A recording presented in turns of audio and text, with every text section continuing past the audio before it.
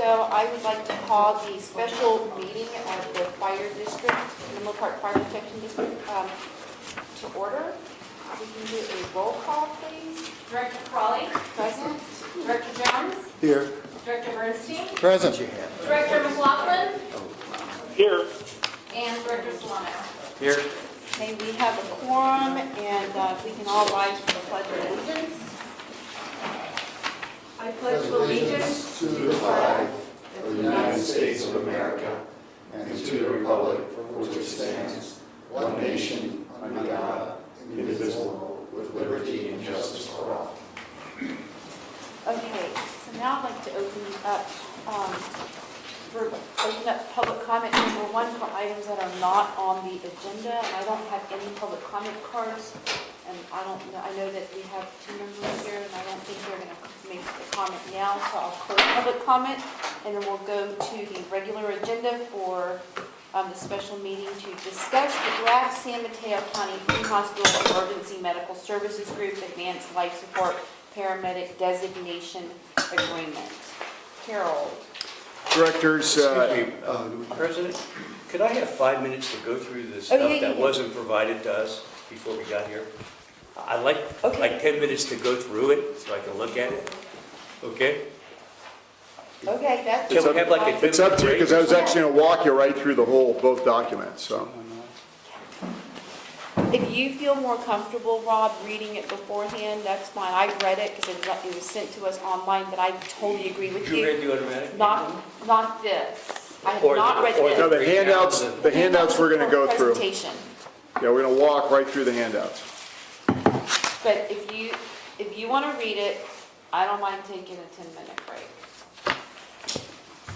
Well, the first one I already went through. Okay, that's the one I That thought was you were given talking to about. us. Yeah. But it's only a few pages here. Okay, You know, then let's take a 10-minute break. It's 5:04. or 5 minutes, maybe, just look through it. Thanks. Okay, 5 minutes. Carol?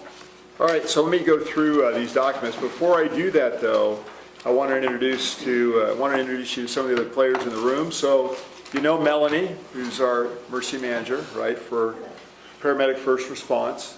And you know, if you don't know, Melanie came out of American Medical Response. She was up to a supervisor level, right, working for AMR. So both a line medic and then as a supervisor, and then we were lucky enough to get her to work here. And so she's the person that daily supervises all the paramedics and EMTs and works through training and so forth. And Chief Schaefer's here. So Melanie essentially works under the arm of training. Next to her is Paul Cole. And I've asked Paul to come do some contract work for us, specifically as we get into some of the automatic aid and other agreement issues. Paul was the chief over in Coastside when Coastside was taken over, or I guess contracted, maybe not taken over, it's a little harsh, not Paul. Maybe later, we'll talk about that. But was in Coastside as the fire chief, and then later on worked for CAL FIRE up until his retirement about 8-9 months ago. Yes, 8 months. And so when Coastside was a fire district, remember we had some interactions with them for fire prevention at one time. There was a thought that maybe we were going to do some work together. We've known each other for a long time. One of the things that I admire about Paul is his attention to detail when it comes to contracts. So as Coastside merged into CAL FIRE, or vice versa, Paul was intimate into those agreements and all these agreements that we're talking about right now and how that would fit within the CAL FIRE model. So I'm looking forward to his assistance. We had some great discussions at the time about contracting. I'd like to thank Michelle. Last night, I was on the phone with Director Crawley. I want to say it was, midnight when we were talking. I went back. I was here till late, then I went home, ate dinner, did some more work, sent it to Michelle. Michelle was actually working on the agenda packet at, 4:30 in the morning? 6 o'clock in the morning. I completed. So, and then I worked today on the handouts that you have, and part of the reason for that is because, we wanted to schedule a meeting as close to the county chief's meeting, and so you could get the latest information. There is no other public body that's met in terms of all the JPA agencies. You're the first ones, to my knowledge, to get the agreement, and you're literally going to be the first ones after the chiefs have had kind of a day to look at this, to see these agreements. There was some concern yesterday, I'll tell you, with things that got brought up in the newspapers, because the fire chiefs felt like they didn't get first bite at the apple. They didn't know. Nobody likes to be behind things. So I'll just tell you, we have to be careful with that because, we're in partnerships with other players. It doesn't mean you can't communicate. But I think if you get ahead of your partners sometimes, that can create different difficulties in relationships. So, I just urge caution on that front. Can I ask a question? Yep. We got a packet last night, Yep. which I read, and then when I got up this morning, I'd gotten an email that said it was withdrawn or something. The attachments were wrong. So the actual report, staff report is going to be the same. It's Michelle and I got our wires crossed on what was going to be what in terms of attachment. So before the attachments of the old thing was a draft contract, that's wrong? Yes, so attachment A, that is correct, that's never changed. Okay. It was only B that changed, The right? copy you have that I've had at your desk is the corrected packet. I know, but I just don't want to go through every little item. I'd like to know now Got it. which ones. So attachment B was wrong last night when Okay. it posted. We pulled it back down, reposted it with the updated attachment B. And then there's a C also, I think. Yeah, so the A is the attachment, is the most current agreement, proposal and draft that's been sent. That's the 2019. Attachment B is 2009, so that was the agreement in place in 2009. And attachment C is the 1997 original document that existed when the whole thing started. So you're saying this B was not the real? So the B that you got last night has a bunch of other stuff that's not related, and it's not actually the agreement itself. I see, okay. So yeah, you could throw that one Anything that out. I read here, it's not like the text has changed or the ideas have changed. If you read the attachment C contract, it's very, very similar to attachment B. So they essentially added on a page, made a couple language changes, and I'll go through, all that stuff with you.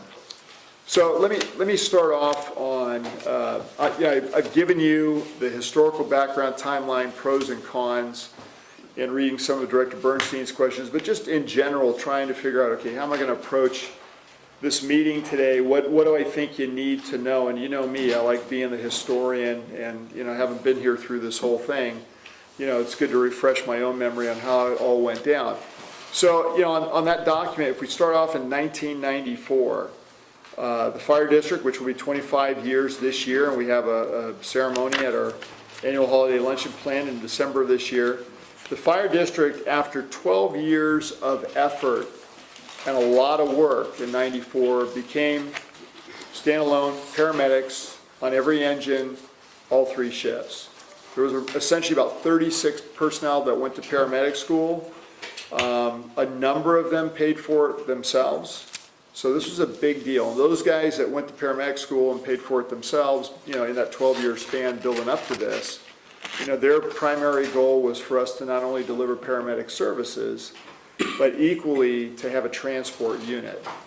And maybe you don't know, but I know, some of us know, that we had an ambulance at one time. And so I'll talk a little bit about that and why, we don't have one today. So that was a monumental step forward in patient care.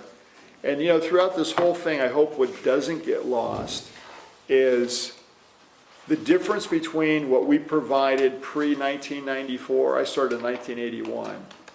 We actually had Emerson resuscitators the size of a large suitcase. We didn't save a lot of people. So, when I was in my second year in 82, we became emergency medical technicians. So we were literally first aid in 81, switched over to the end of that year and became emergency medical technicians, or basic life support. So from 82 to 94, basic life support means that there's a lot of things you can't do in patient care. And sadly, I watched a lot of people die because of what we couldn't do.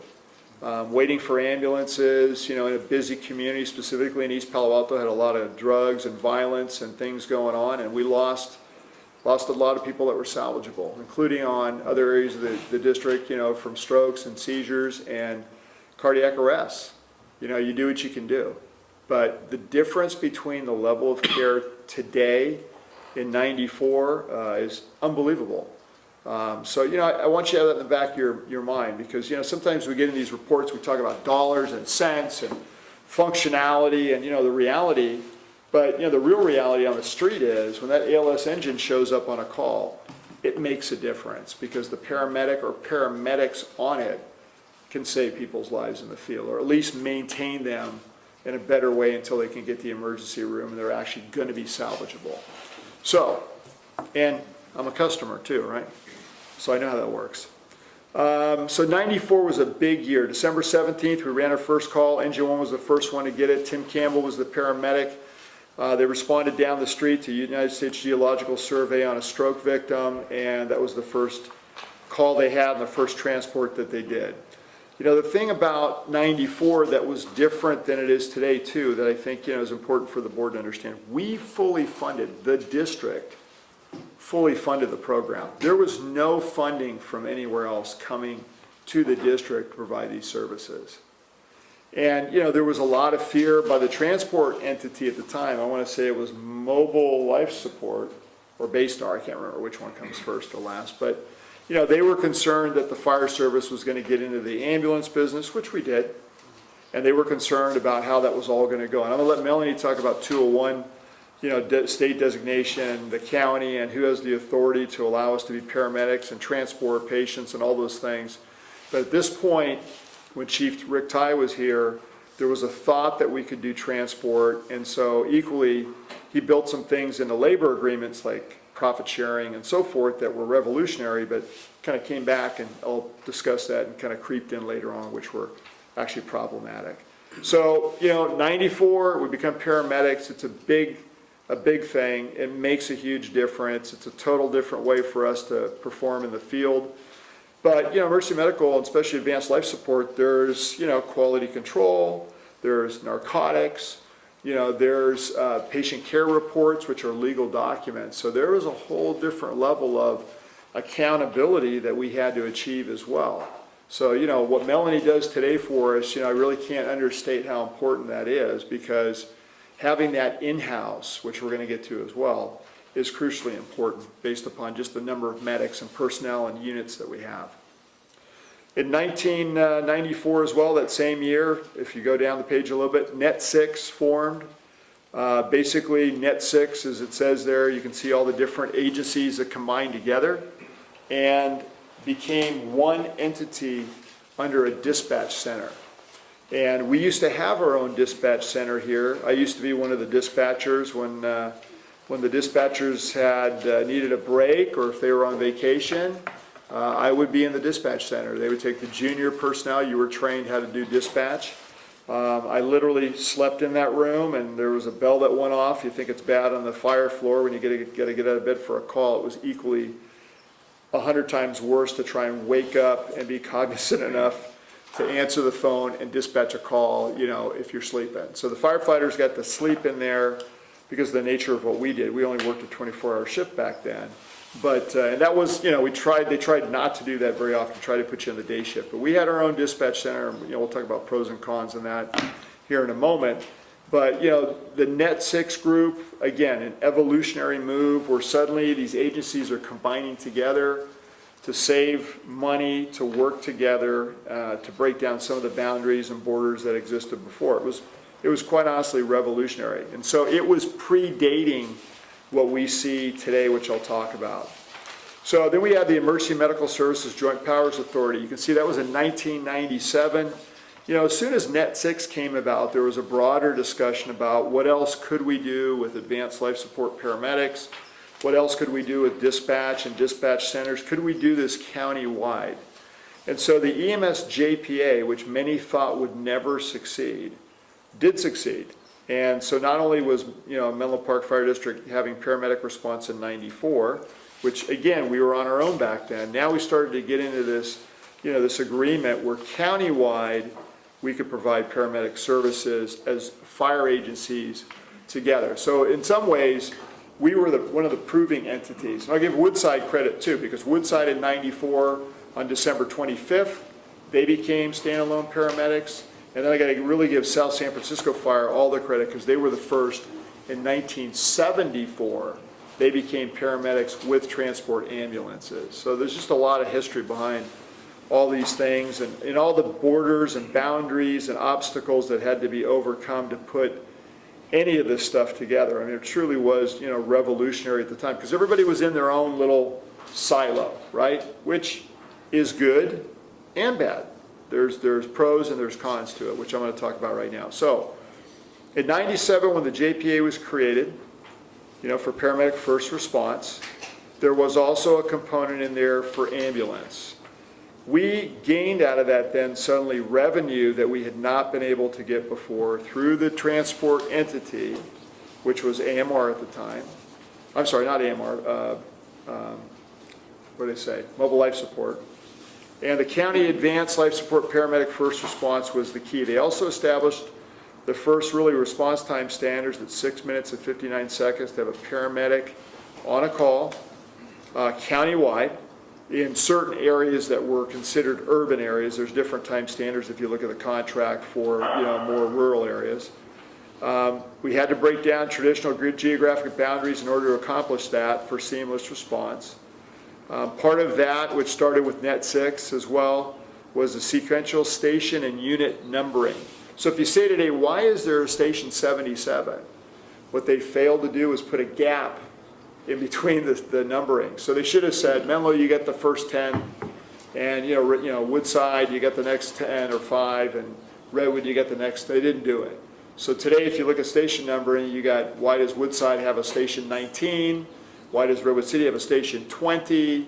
They don't all line up in numbering. Well, that's because they were part of the Net 6 or group that was there, and sadly, they didn't leave a gap in the numbering. So, and why is numbering important?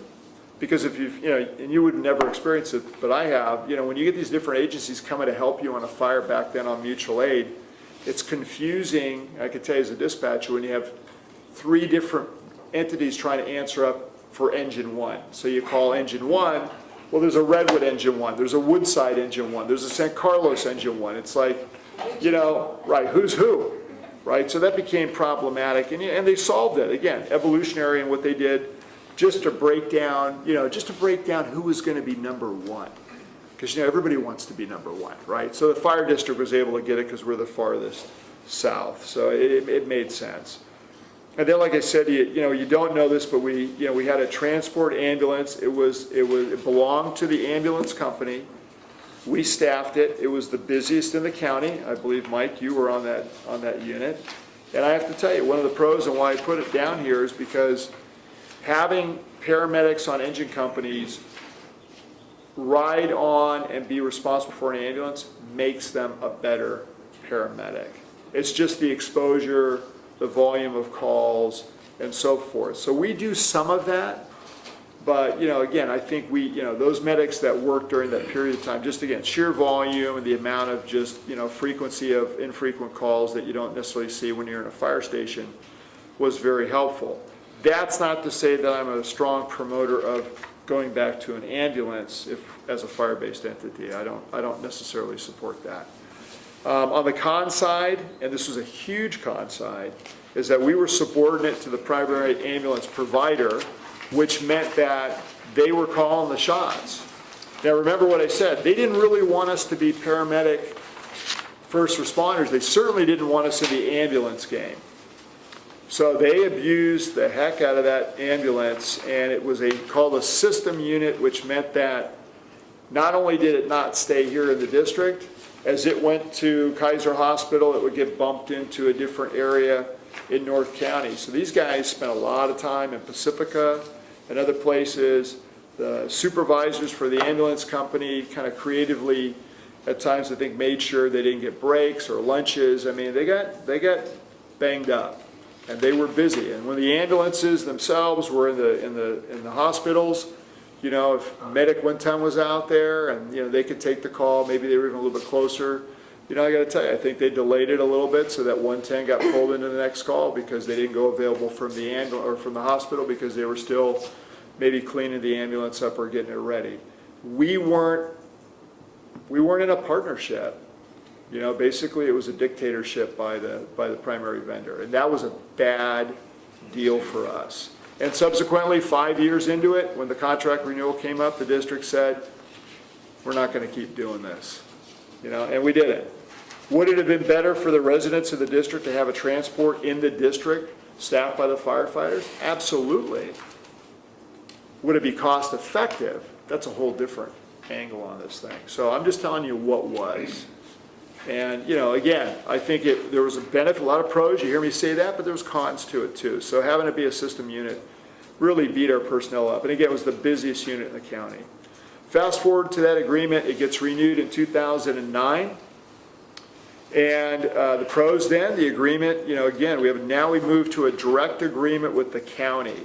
So rather than go through, as I mentioned, I think in our last meeting, where it goes public, private, public, in this case it goes public, public, meaning two governmental entities that are, responding to each other. But again, very much also a, collaborative, I think, agreement. If you look at the EMS-JPA from that year, you'll see almost a similar document, which I reference in my staff report. Again, stable revenue generation. Remember 2009, 2010, we're now getting into the recession. We got a lot going on here at Menlo Fire at that period of time. I'll get into that, coming up. But at least from the ambulance side of the house, from the EMS side of the house, and working with the ambulance provider now, which is AMR, we saw improved performance, deployment, a better relationship, and, the county ambulance provider was in, I think, more in a partnership.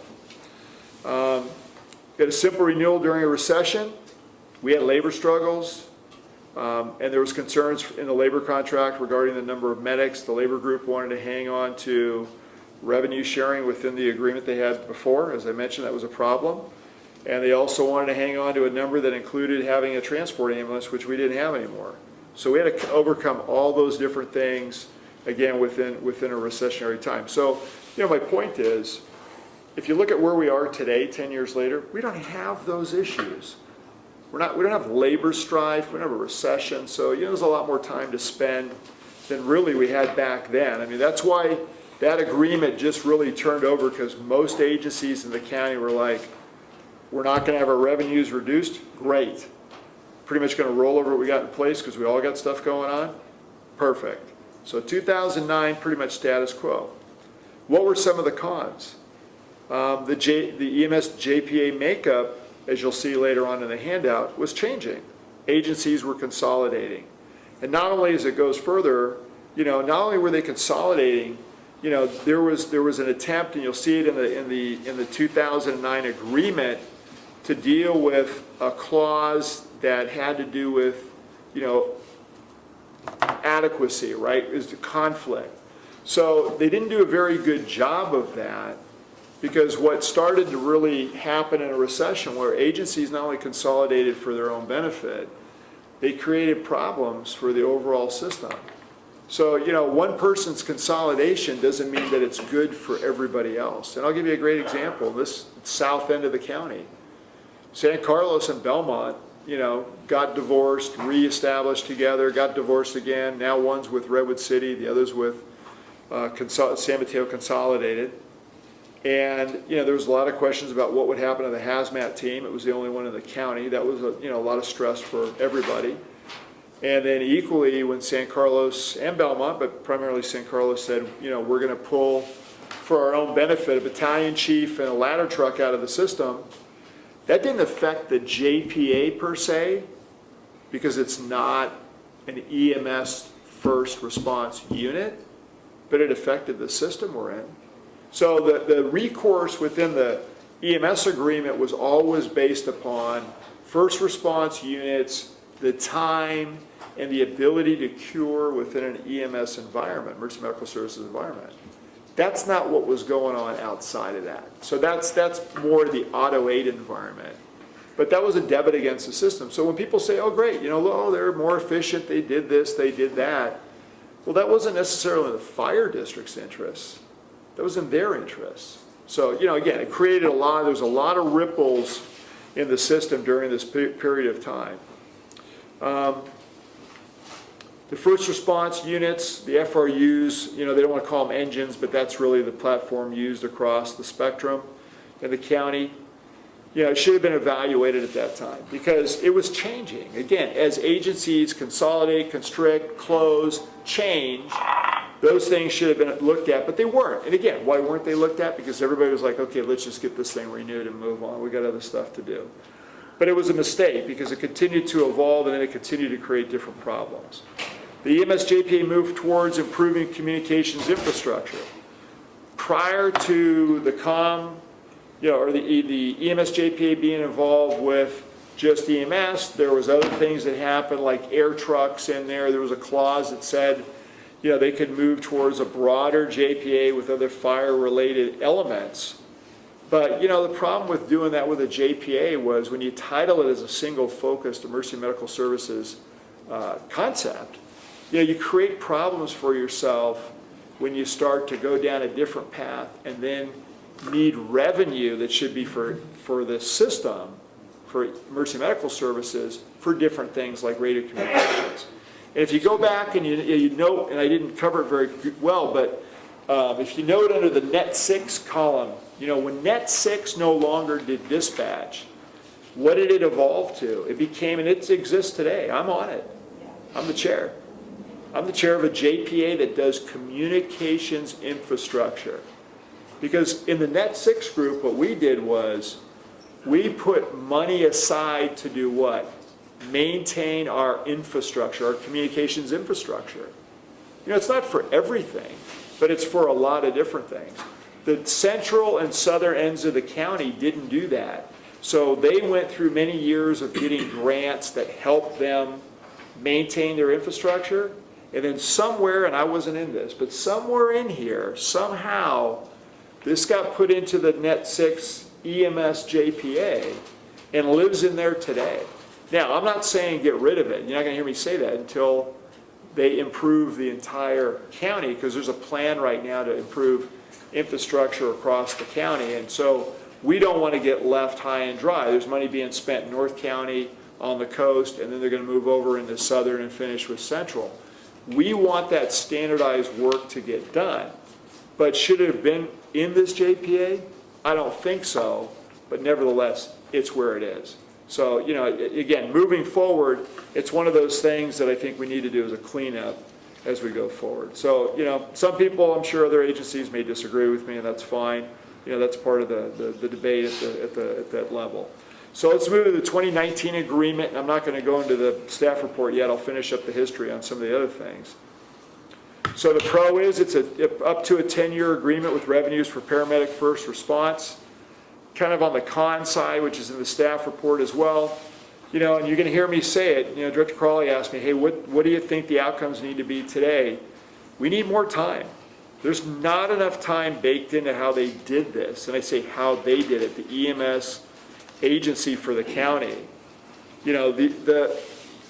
Last meeting you guys asked about the ambulance agreement. That doesn't get released till tomorrow. The Board of Supervisors gets to see it over the weekend, and they're expecting to vote on it on Tuesday next week. Now remember, it's a single vendor. Nobody else bid it. It's the same vendor.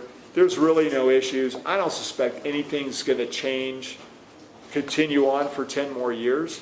But our evolution and our system is different, as is the contract. We'll get there. Let me finish the history up on the other part. So, again, when it comes to the EMS JPA, we need more time.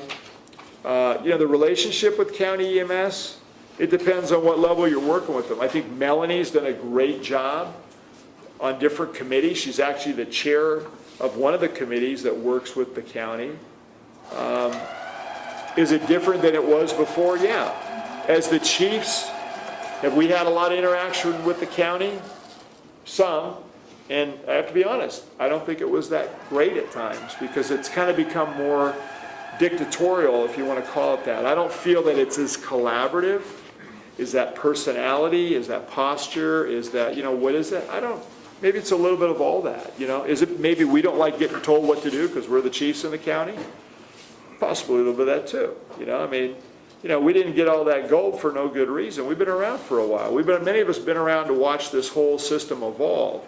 So, I'm not saying we're stuck in the past, but we have new people in here who weren't here for all that. So they don't necessarily respect, I think, that history. Where for the rest of us, that's kind of integral to how we've been moving forward collectively over the years. So the EMS-JPA, as well, separate from that agreement, it needs to be updated, as I kind of hit on. Modification dispute clauses need to be modified and added as well. Resolution dispute clauses, sorry, that's a typo in there. Because again, if we go into another recession, or as some of you are concerned about, things change yet again. I mean, how do we modify things as we go forward? I mean, we've got some good lessons we've learned from prior times now in this agreement. Again, I think it's worth staying in this JPA, and you're going to hear it in the staff report why. But it needs to be changed and modified and updated. The first response units, or the FRU model, should be evaluated and modified. I mean, I was talking with one of the chiefs yesterday about that. We think there's up to 10 more units that are in the EMS world. We have 7 frontline engines, but we also have 3 other units, right? 2 ladder trucks and a rescue. Technically, the district isn't being reimbursed for those. However, we're also not expecting the trucks to be the first unit on a call unless the engine's out of the station. And I would never use a ladder truck to replace an engine. I just think that's bad business. Redwood City did that in the last economic downturn. They got rid of the engine, they put everybody on the ladder truck, and they ran calls, medical calls that way. Did they maintain their response times? Yes. Did they maintain having a unit at the same station? Yes. Is it an FRU so they can maintain their revenue stream? Yes. What happens when there's only so many ladder trucks? When Belmont San Carlos gets rid of their ladder truck, who's that leaving the South Zone? Menlo Truck 1. So now we added another truck, and I know the board is concerned, and this is under auto aid. At what point does that become a subsidy because others have debited the system for their own purposes? Those are the little nuances that need to get worked out. And they're not all in this EMS JPA, okay? That's not all in here. Because I was reading Director Bernstein's questions, and I'll start to separate the different components here, in a minute. So this is one of 3 agreements that we're in, right? So my last one on the con, it's not a communications JPA. And let me go back, to the other FRUs, the trucks, the rescue. On average, Melanie told me this yesterday, so I'm just going off, she's smarter than me. So it's about $37,000 in equipment when you put paramedic equipment on a unit. We choose to enhance the level of equipment that we carry. So we have what's called a Lucas device, which is a compression device used for CPR. I never got to use one. Apparently it's a godsend, on a call when you can free up another set of hands. And especially when the county introduced high-performance CPR, which means you have to do compressions at 100 a minute. Okay, that's like running a marathon on a code. So, we didn't have to do that. I mean, and people go down in the most difficult places, right? In the bathroom, between the toilet and the tub. I mean, on a hot day, maybe someone that, hasn't taken very good care of themselves. I mean, so maybe they're overweight. Go into those instances and you got 3 firefighters, it's hard enough to work on somebody, let alone then have to enhance that care. So, these Lucas devices, last year, the medical authority decided in the county, well, we're going to not use those because we want the day back just you guys doing CPR. I mean, that was tough on the fire personnel in the field. So tough that we said, okay, we're going to send a second unit. So, all these things, when they're tied together, it's not just the money, it's the functionality.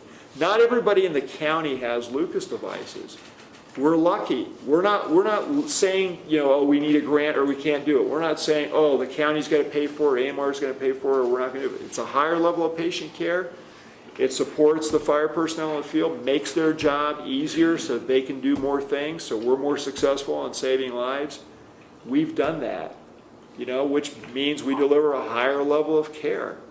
So I would say, Menlo Fire probably is closer to $50,000 on a unit with the equipment we carry. So on those 3 units that we're not being compensated for, there's $150,000 of equipment, not to mention the paramedics on them as well. So again, it's not all about the money. When you need a medic, if the truck is there and there's no medic on that truck, what happens if you need that's a full code, it's a stroke, it's some sort of trauma. We want our personnel to be able to perform from every unit seamlessly, interchangeably across the spectrum of, what we provide in terms of services. That's, emergency medical calls are the most frequent type of call that we get. So let's move to the Joint Dispatch Center. So agreement 1, EMS JPA renewal contract from the county, right? Separate item, and now the Joint Dispatch Center. So we started in a Joint Dispatch in 1999. Remember, we were in Net 6, right? We created Net 6 in 1994. So 5 years later, everybody else in the county except South San Francisco joined in. And, Public Safety Communications, PSC, I think was a great deal for the district.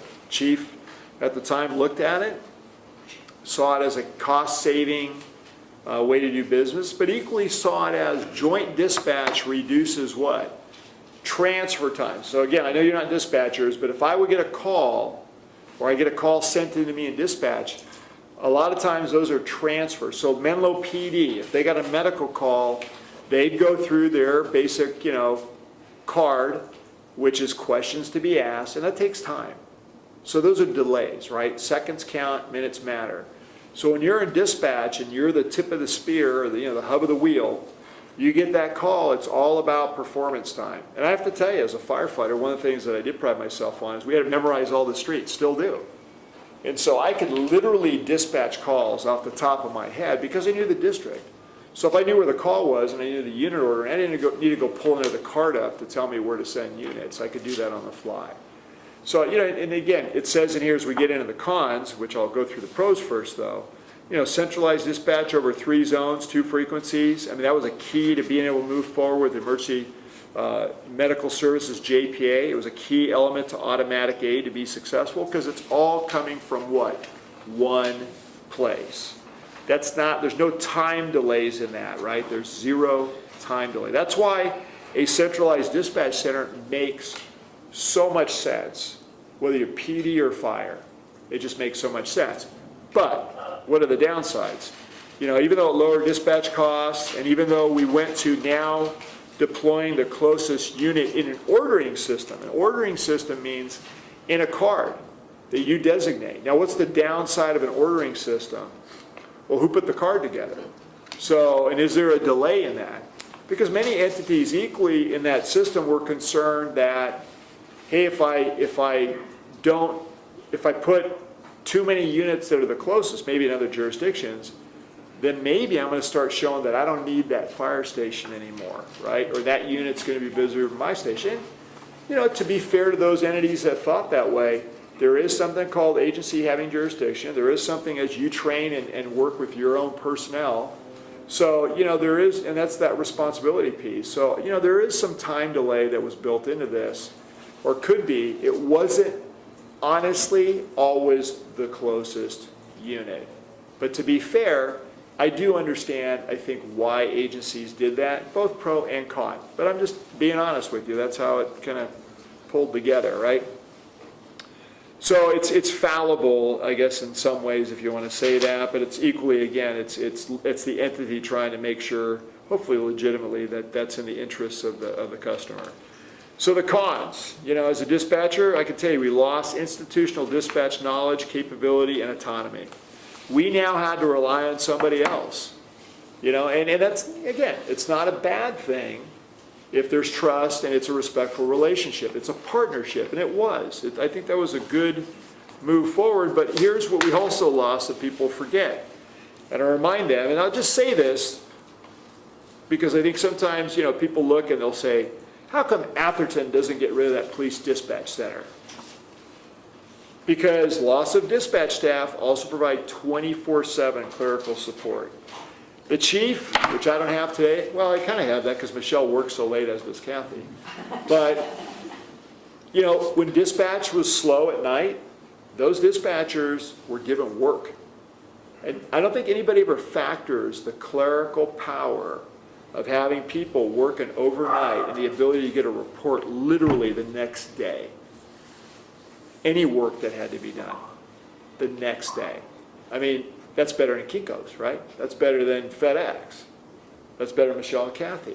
So, you know, I want you to just hear that, because I hear a lot of times, oh, Atherton shouldn't have its own dispatch unit. Well, that police dispatcher's in there doing work at night, or should be.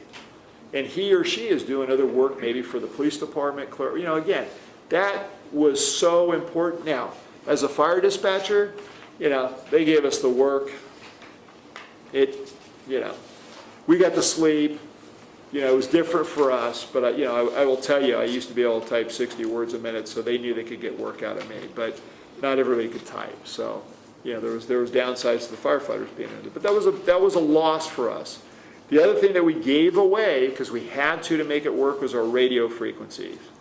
Okay, so you know, 154.370. That's our old frequency. I know it well, but we don't own that anymore because we had to give it up for the greater good parts of the whole. So, you know, when you're thinking, oh, well, we'll just separate from dispatch services, understand, we gave up our infrastructure access. So, you know, understand that too. It's not that easy. Could we go to something different, more modern? Sure we could. But, you know, again, all these things have moving parts. So in 2010, the county dispatch agreement is updated and renewed. Who negotiates that? I was one of the people who was on that team that was negotiating with the county. And where that kind of went sideways, and again, under the JPA, right? So it's not necessarily, I'm a representative chief working under the EMS JPA, because that's who the agreement is through. And the first thing we get from county dispatch, and they stupidly sent, the dispatch coordinator, and she said, we need a 7% increase in a recession. So you can imagine what our reaction was, okay? Anyway, by 2013 and by the end of 2010 when the contract renewed, that's not at all what happened.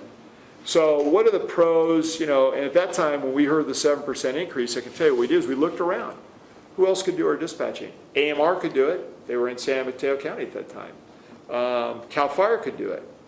Maybe, so I don't know if San Mateo had built their center yet, maybe they could do it. Again, we looked around to see, could we do it? There's a backup, not anymore, but there was a backup, what we call CAD, which was for Public Safety Communications too, their site for backup in Redwood City's fire station. So if anything happened, a disaster, and that basement, center was underwater, they could go somewhere else and at least keep fire dispatch alive. So, but was it big enough to do the whole county? Was it robust enough? The answer was no. So, again, pros, highly capable staff, very stable workforce, high performing, award winning, very fast call turnaround. It was it's been a good dispatch center. The people that were there and so forth, outside of, trying to get us to give them a 7% increase and a COLA, which, was ridiculous at the time. We gave them a 1%. And that was the JPA negotiating that out. Field operations support during major disasters. If you don't know, they send a tech to come out, assist the incident commander on an incident. And that's a big improvement because then that incident commander can focus on what? The incident, radio communications for any type of major alarm, significant event. They're right there by your side. I've had that, with me on multiple different calls, and it was helpful because you can now focus on different things rather than have to listen to radio traffic, especially as you get up in the number of units that you're bringing into an incident, because it gets complicated, it gets busy. On the con side on the dispatch agreement, location, like I said, vulnerable basement at county center. Get a water leak, get a smoke alarm, whatever, they got to come out of there, right? And it wasn't, still is it's a poor location. They were using outdated technology. They were using and still are using a Grumman CAD, which means that to program it, you need a singular person who understands how to use that outdated code. Well, they only had so many of those people, which is a single point of failure, right? We used to worry, and I won't mention the guy's name because I'm still worried about it, that if anything ever happened to him, how would we be able to do all these specific, changes within the computer-aided dispatch system? So, we worried about that. That equally meant that if we had projects to get done, we were changing something in deployment, that in deployment changes, you need someone to program the CAD. Well, imagine they're doing the ambulance, they're doing law enforcement, they're doing public works, they're doing the county, they're doing the sheriff. So, when does our project get paid attention to? Because maybe it's behind something else that somebody has deemed more important. So, again, there was downsides to that, right? And like I said, that proposal to increase costs was just a bad move that, at least made us say, okay, let's go look at and see who else can do dispatch, because if this is where this thing's going, and they haven't made any of these improvements, then maybe we need to look elsewhere. By 2012, they no longer supported the annual report. Why was that important? Because as we started to get into a county-wide system, and you now no longer, who has the best data in terms of how the whole system is performing? The dispatch center. Every call, every time, every movement, what's it for? Who's the busiest unit? How many calls did they go on? That comparative data, when they quit doing their annual report, that disappeared. That's a problem. Because now we can't see the whole thing, right? So, again, we're starting to silo, and up to this date, we've talked about it, but that needs to be in this next agreement with them because it's not, it's not right. They also had a person that came in, he's since gone, thank goodness, as one of their managers, to try to discontinue the field support. So literally one day, came into the chief's group, I won't tell you everything that got said, and essentially said, you're not going to get this, you're not going to get this, and you're not going to get field support anymore. So you can imagine how the fire chiefs react. It's like, are you kidding me? Because remember, what was in 2010? San Bruno. That was, San Bruno, one of the biggest events in this county that we've ever had, or East Palo Alto with the aircraft crash. We knew besides fires on big events like that, having that dispatch person, as I said, that's so helpful. So telling us it's going away. By the way, and also saying, well, you never paid for the vehicle, it's never written in the agreement. It's like, okay, but you started doing this and this has been a benefit, now you're going to take something away. So, again, something to go in eyes wide open. It's since Chief Belleville, our former Chief Belleville is now the coordinator over there, Mike Callaghes, the county manager, is a former police chief, things have really improved a lot, okay? Inability to track, move, and cover. Rick Bernstein asked me at the beginning of this. This is under Auto 8. One of the things that old Grumman CAD cannot do is track. It can track calls because it assigns a number. Why is that important? Because we get billed on a 90-10 agreement on calls. So if they stamp and put in the computer-aided dispatch system a call, we also have to pay for that call, which I'll explain later on, okay? But on move and cover, we don't want to pay, right? But we also want to track. Well, we can't because of the way that system operates. So move and covers, why is that important? Every time the fire truck turns a wheel to go into somebody else's jurisdiction, we should know about that. And I'll give you one, I won't say what entity, but one of the more egregious ones is when our ladder truck would go partway up to an elderly care facility not in our jurisdiction, and they would end up with, it's burnt toast, the smoke alarm goes off, and the alarm says send a ladder truck. Well, we spend 20 minutes driving only to turn around and spend 20 minutes driving back. So, knowing how many move and covers to make adjustments to your system to say how many times we're actually providing automatic aid, not just for the call, but for coverage. When Director Bernstein says, well, how many of those are there? I can't tell you because I can't track it with this system. The new system, as we'll get to, we can do that. So that's going to be a huge change. So let's go there. 2019 Public Safety Communications Dispatch Center. Are we to this contract yet? No, we're not. Has there been some preliminary discussions that we're going to need to get there? Yes. Why won't that probably happen until next year? Because the pros this year is, and I'm actually supportive of this because they use the fire service as a little bit of a foil. What I mean by that is Measure A, it sounded like all the fire agencies in the county were going to benefit. All right, that's not true, okay? However, it is true when it comes to the Public Safety Communications and Dispatch Center, if they put the money to do what? Get them out of that basement, which is so vulnerable, it's insane, right? And it's been problematic over the years. So right now they're building a building in Redwood City. It's an above-ground building.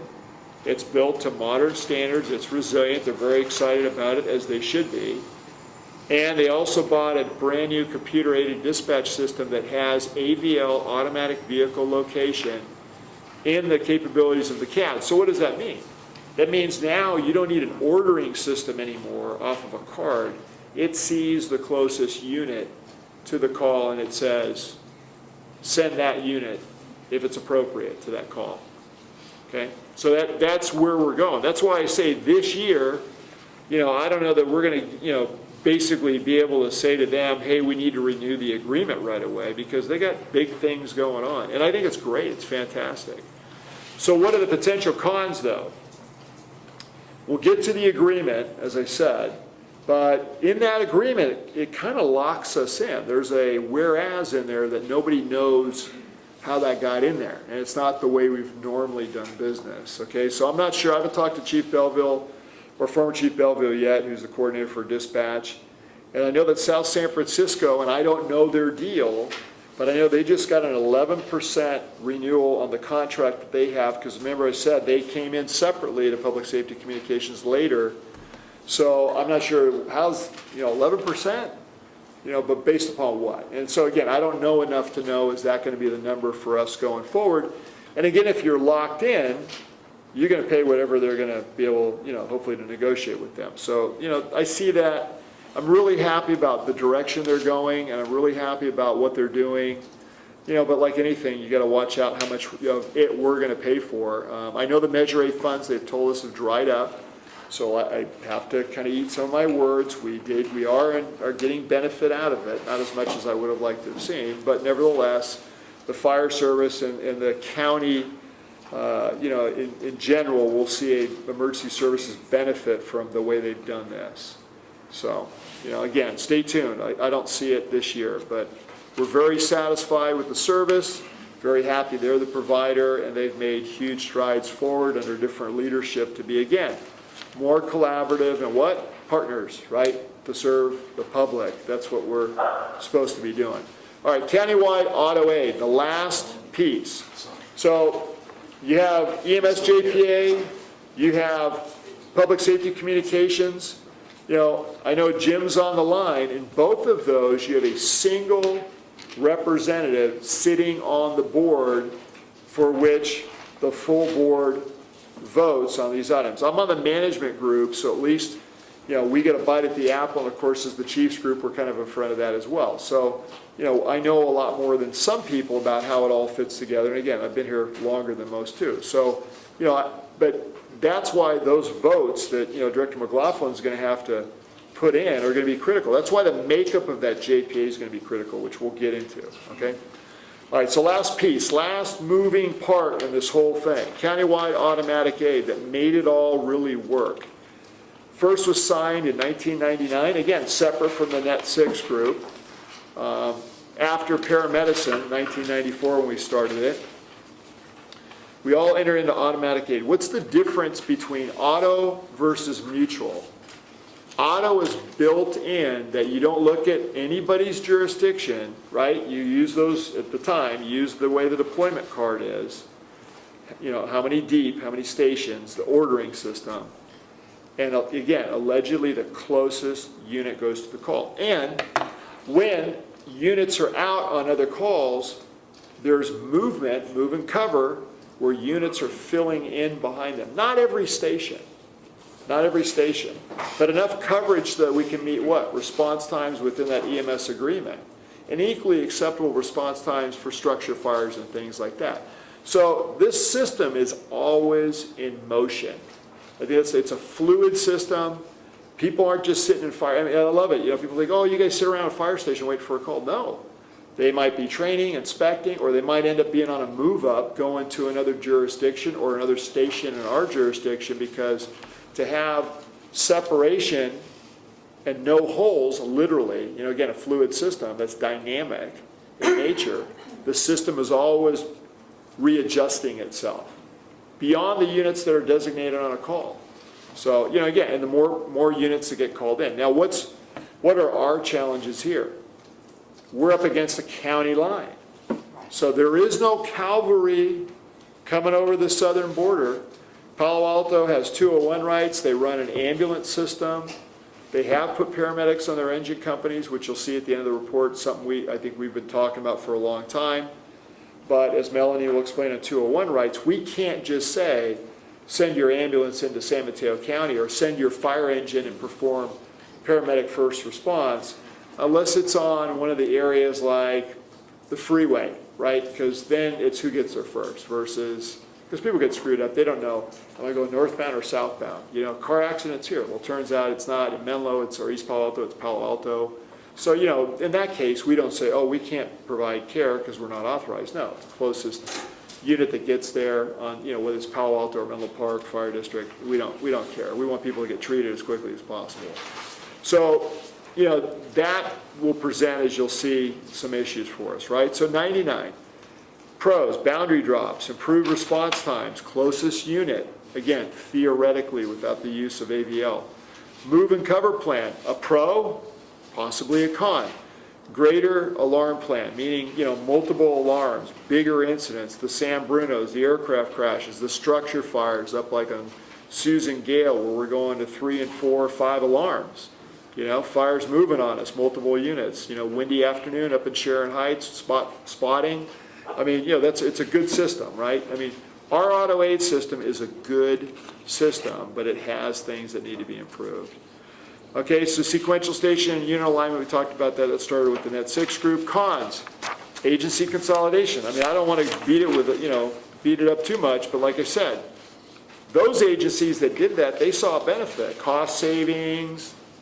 Maybe they really didn't, if they unified, need duplication. On the same token, when we see debits from the system, how does that help the fire district? And by the way, you know, you should take pride. We've always been a good partner. We did not change our deployment system for 20 years.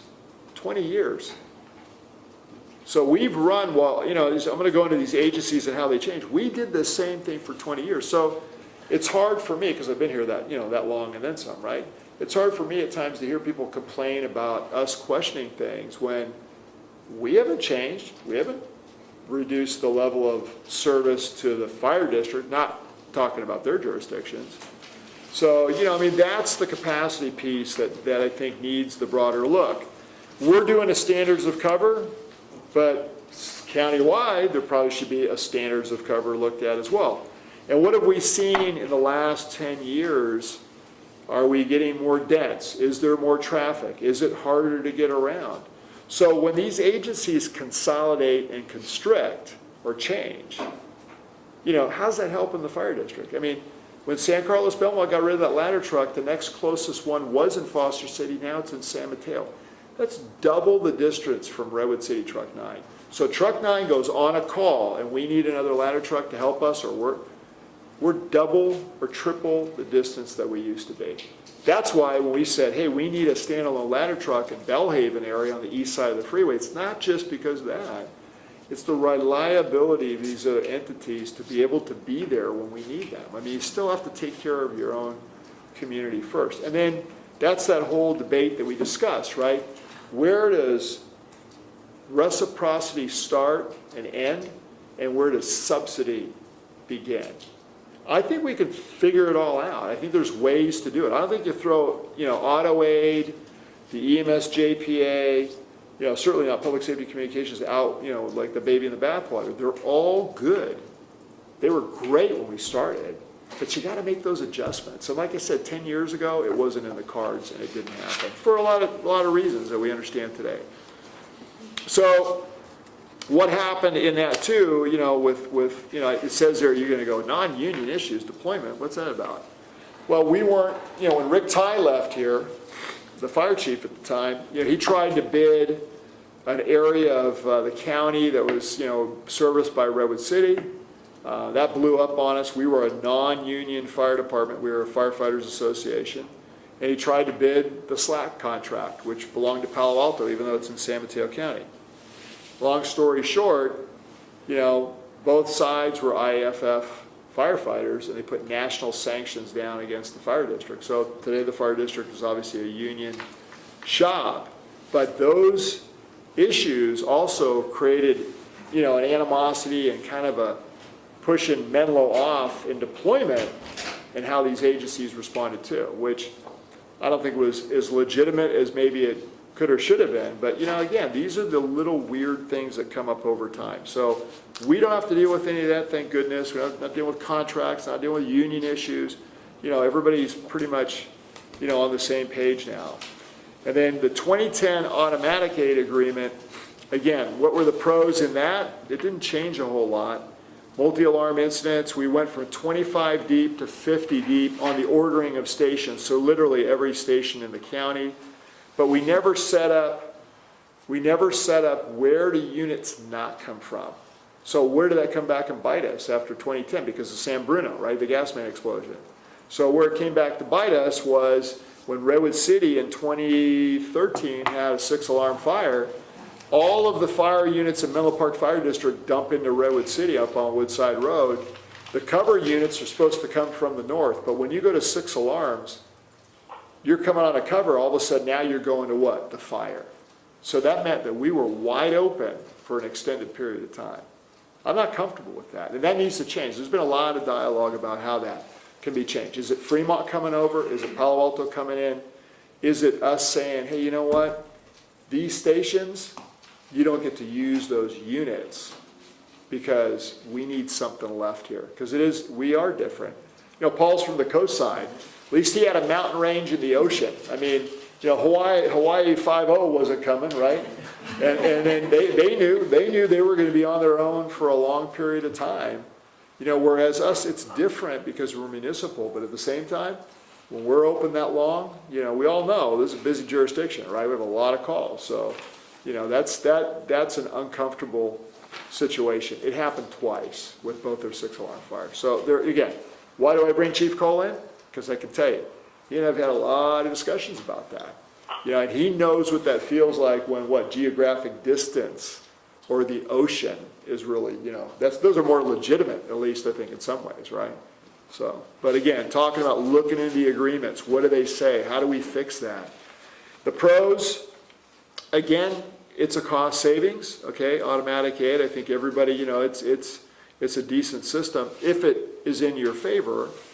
Agency consolidation on the cons. Again, I talked about that. Recession and budget impacts. I mean, we saw agencies do things for their own benefit, and I get it. When I would talk to the Redwood City chief, do you think he wanted to close Engine 9 down?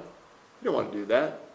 But when the city manager says you're only going to get X amount of money, they're looking at how do we cover our own jurisdiction. Okay, that ladder truck was his only way that they at the time could figure out to do it. And we knew there would be other system impacts. When San Carlos and Belmont split, in San Carlos, I went to the bidders conference, and they'd been in the red for 10 years, and I asked the finance director at the time, should we just leave?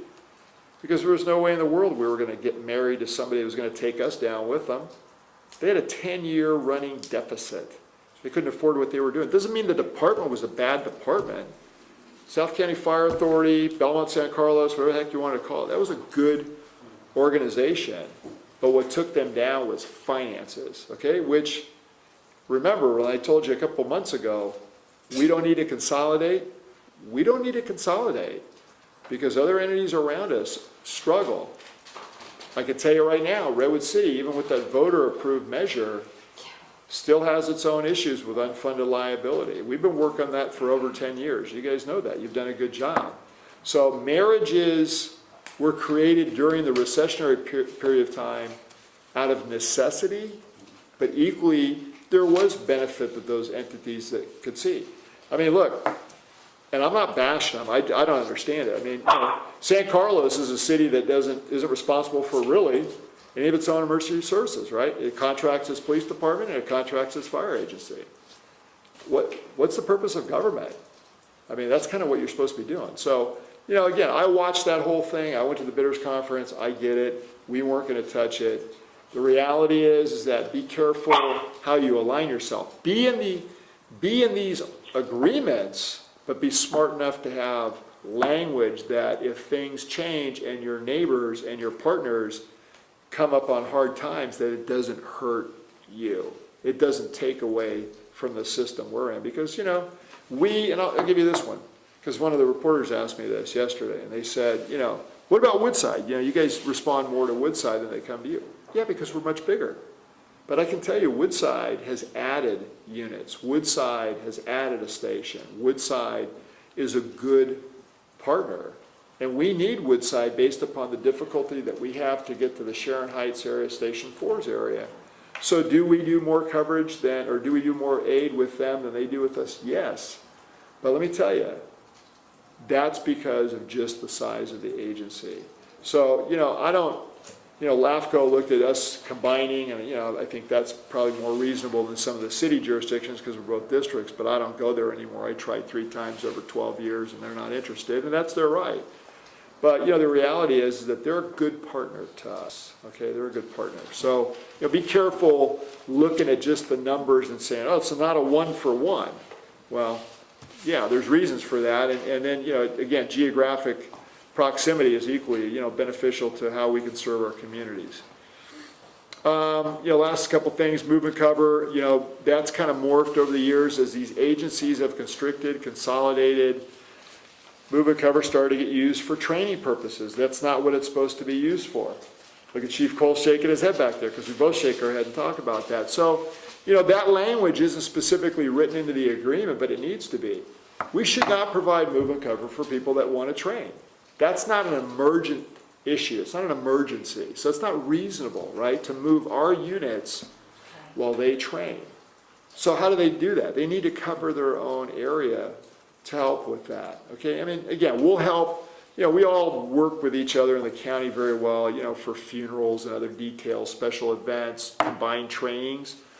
Then I'm fine with it because you got to look at, broader area. How are you going to bring so many units in? Because it makes sense to do one training instead of everybody doing it on their own. So there is efficiencies that can be achieved, but for singular training, other things like that, that's, really unacceptable to do that. Whether we do it or they do it, I mean, it's both probably have occurred, right? And then overhaul, you say, what's overhaul? So the fire is out. And now we got to go in and we got to, maybe we got to find the cause and origin. Maybe we got to bring out people's property. There's things smoldering, whatever. That's the worst part of the job, quite honestly, because, the more exciting part is putting the fire out. The more miserable part is sitting in there and then having to take the place apart piece by piece to make sure all the fire's out, pull out valuables and debris and all this other stuff that, you're going to be there a while. And, if you're wet and cold on a tough night, then it's going to be kind of miserable to do that. But that's what these guys get paid to do. So at the end of the day, should we be brought into a call and do overhaul? And the answer is no, because the fire's out. What's the real emergency? The fire. Should we be sticking around for overhaul? No. And we've been on, we've had to free our crews up from fires and incidents where we've been out there for hours after the fire goes out. Why is that allowed? It's not written in the agreement. So again, Chief Cole and I talked about this quite a bit. He knows. The fact of the matter is, those are nuanced items in any new agreement. The agreements are good, but you got to know where the pitfalls are. And we know because we've been doing it long enough, to understand how that works. Okay, last part. Consolidation. So the evolution of a countywide joint fire dispatch center, boundary drops, automatic aid, paramedic first response, created an opportunity for a number of member agencies in this county to develop new functional partnerships and actual fire agency consolidations. So, to be fair, it's not all bad. It depends on why the marriage is created and then how they do it. Because not every agency has debited units from the system. So, and again, I got Paul here. So, where one of the first of those was on the coast, Point Montera. Contract with Half Moon Bay, okay, for staffing Half Moon Bay Fire Protection District, absorbed Point Montera personnel and sources LAFCO. 2003, Daly City, Pacifica, and Brisbane combined together to create a JPA, but only for the management and administrative function. So the 3 cities, right? Looks different. That's not how others have done it. That's a less steep climb to go there, let's put it that way. We'll get to the last one coming up here in 2019, it just occurred with San Mateo. That's been a heavier lift. 2004, Hillsborough and Burlingame form Central County Fire Department. And the joint power, it's a JPA with personnel remaining employees of each city until they formally transition to employees of the JPA in 2010. So it took a while. Why? PERS. okay, equity of pay, integration of personnel. You know, what you learn very quickly when you're going to do a consolidation is you want to integrate the people. You don't want to have different things, because as we saw with Fremont when they merged with Union City and then later broke up, one of the mistakes that they made early on was they really didn't get that synergy of understanding they're a new thing. And so the people from Union City didn't like being in Fremont, and they eventually forced the breakup. So, you know, these entities have been successful. They're still in place today because they've unified the workforce. They try to make it seamless across how they serve, you know, in those partnerships. And equally, you know, as we get into Belmont, San Carlos, South County, what happened?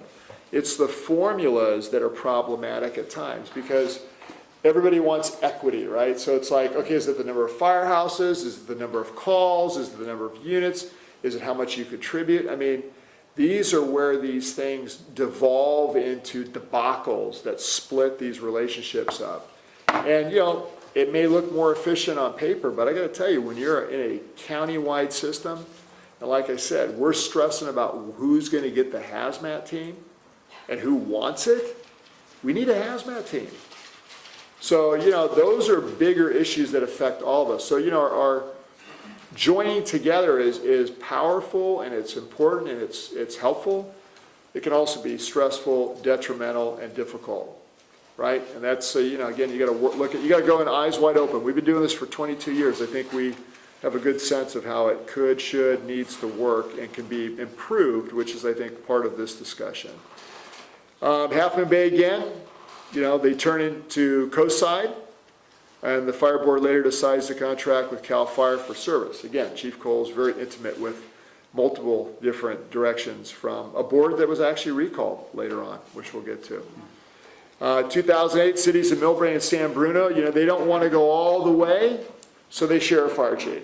They look like North County in a way, right, with staff. But what they're doing is they're saying, can I put my toe in the water and see how, you know, what's the temperature, right? So will this work? And the answer is, you know, it doesn't, actually, for a lot of different reasons, and less so for Millbrae. So cities of San Mateo and Foster City do the same thing. In 2009, San Carlos and Belmont proposed to dissolve their arrangement again in 2011. They get remarried. This is the second time they've broken up, right? And create something, this time not together, don't create anything new. You know, again, Belmont goes to San Mateo and San Carlos goes to Redwood City. In 2011, Coastside members proposed to reconstitute as a standalone.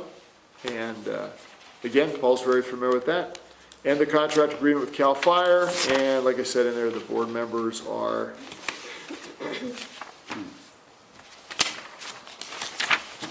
recalled. And that is not successful. It creates a lot of issues. 2015, Millbrae consolidates services with Central County. So basically they separate from San Bruno, and they were also sharing a ladder truck in there. It doesn't really say that. It's for efficiencies of not just the chief's position. 2016, San Bruno. Contract. Yeah. That's not, they're not part of Central. No, so they're in Central, but they're on a contract. Right. Yeah, Millbrae. So San Bruno Fire Department becomes a standalone fire agency again after having previously entered into a mutually beneficial financial cost-sharing agreements with Millbrae. They were also contemplating becoming part of Central. But again, economics, borders, neighbors, cost, efficiency, it's all wrapped up into one kind of soup, you know, sometimes. And so for these agencies, it was not as easy. And I will tell you, San Bruno equally with the San Bruno pipeline explosion and then money being put into the city from PG&E, I think they understood the value of their own standalone agency. They weren't willing to compromise on the quality of service that they had. So it doesn't mean it's not going to change in the future. You know, it's evolutionary always, but you know, that's the deal. Finally, 2019, January 13th, just what, only a few months ago, after many years, San Mateo, Foster City, and Belmont officially merged together as a joint powers authority to form a San Mateo consolidated fire department with 9 stations, 10 engines, and 2 aerial ladder trucks. And they have 2 engines in Foster City. They moved the truck out of Foster City into San Mateo. You know, if you follow this over the years, this was very controversial at different times, over probably 2 decades of this kind of coming. So in the end, How many chiefs are there now in the county? How many training chiefs? Mike's back there. You know, how many EMS coordinators? How many fire prevention officers? And, you know, again, as another kind of benefit and problem with constriction is there's less people to do the work. You know, so maybe some saw overcapacity, but just like you can, you know, I tried to relay with the dispatchers who people saw as a cost, but not as an added benefit as someone doing clerical support 24/7 for you. You know, agency constriction has had a mixed bag of how it's really worked out in the county. You got less people doing more work in areas that are important, right? So training divisions. These guys, when they have a training meeting, I mean, you know, when you're working as a county trying to do things together, it becomes more difficult to do that because you have less bodies than you had when you had all those different fire departments that could all work more collaboratively together. So again, on the pro side, there's a lot of pros. On the con side, there's a lot of operational things that you never see, you never hear. And you know what? Our staff, they make it work. They make it work. So yeah, how do we end up with a position that was a civilian position for EMS, Melanie's spot? Because we looked at the chief officers one day and said, and we had a discussion at a staff meeting, I think it was Chief Stevens that made the suggestion, doesn't mean he was the first one. And we said, look, we can't add another safety employee, but we can't keep adding to the plate of the chief officer who's already got 15 other things they're supposed to be doing. So we're not doing the management part of EMS, we're not doing it justice, right? Especially with the legalities, again, handling narcotics, all these different things.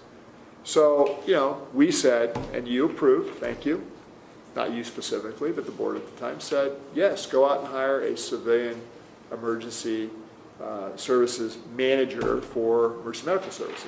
That's, again, Melanie's not the first, but, you know, it's worked out very, very well. And why do I bring that up again? Because that's something that's not in the contract coming up, and we're going to need to talk about. So, in summary, a total of 3 primary agreements have evolved over the years and have interplay with each other.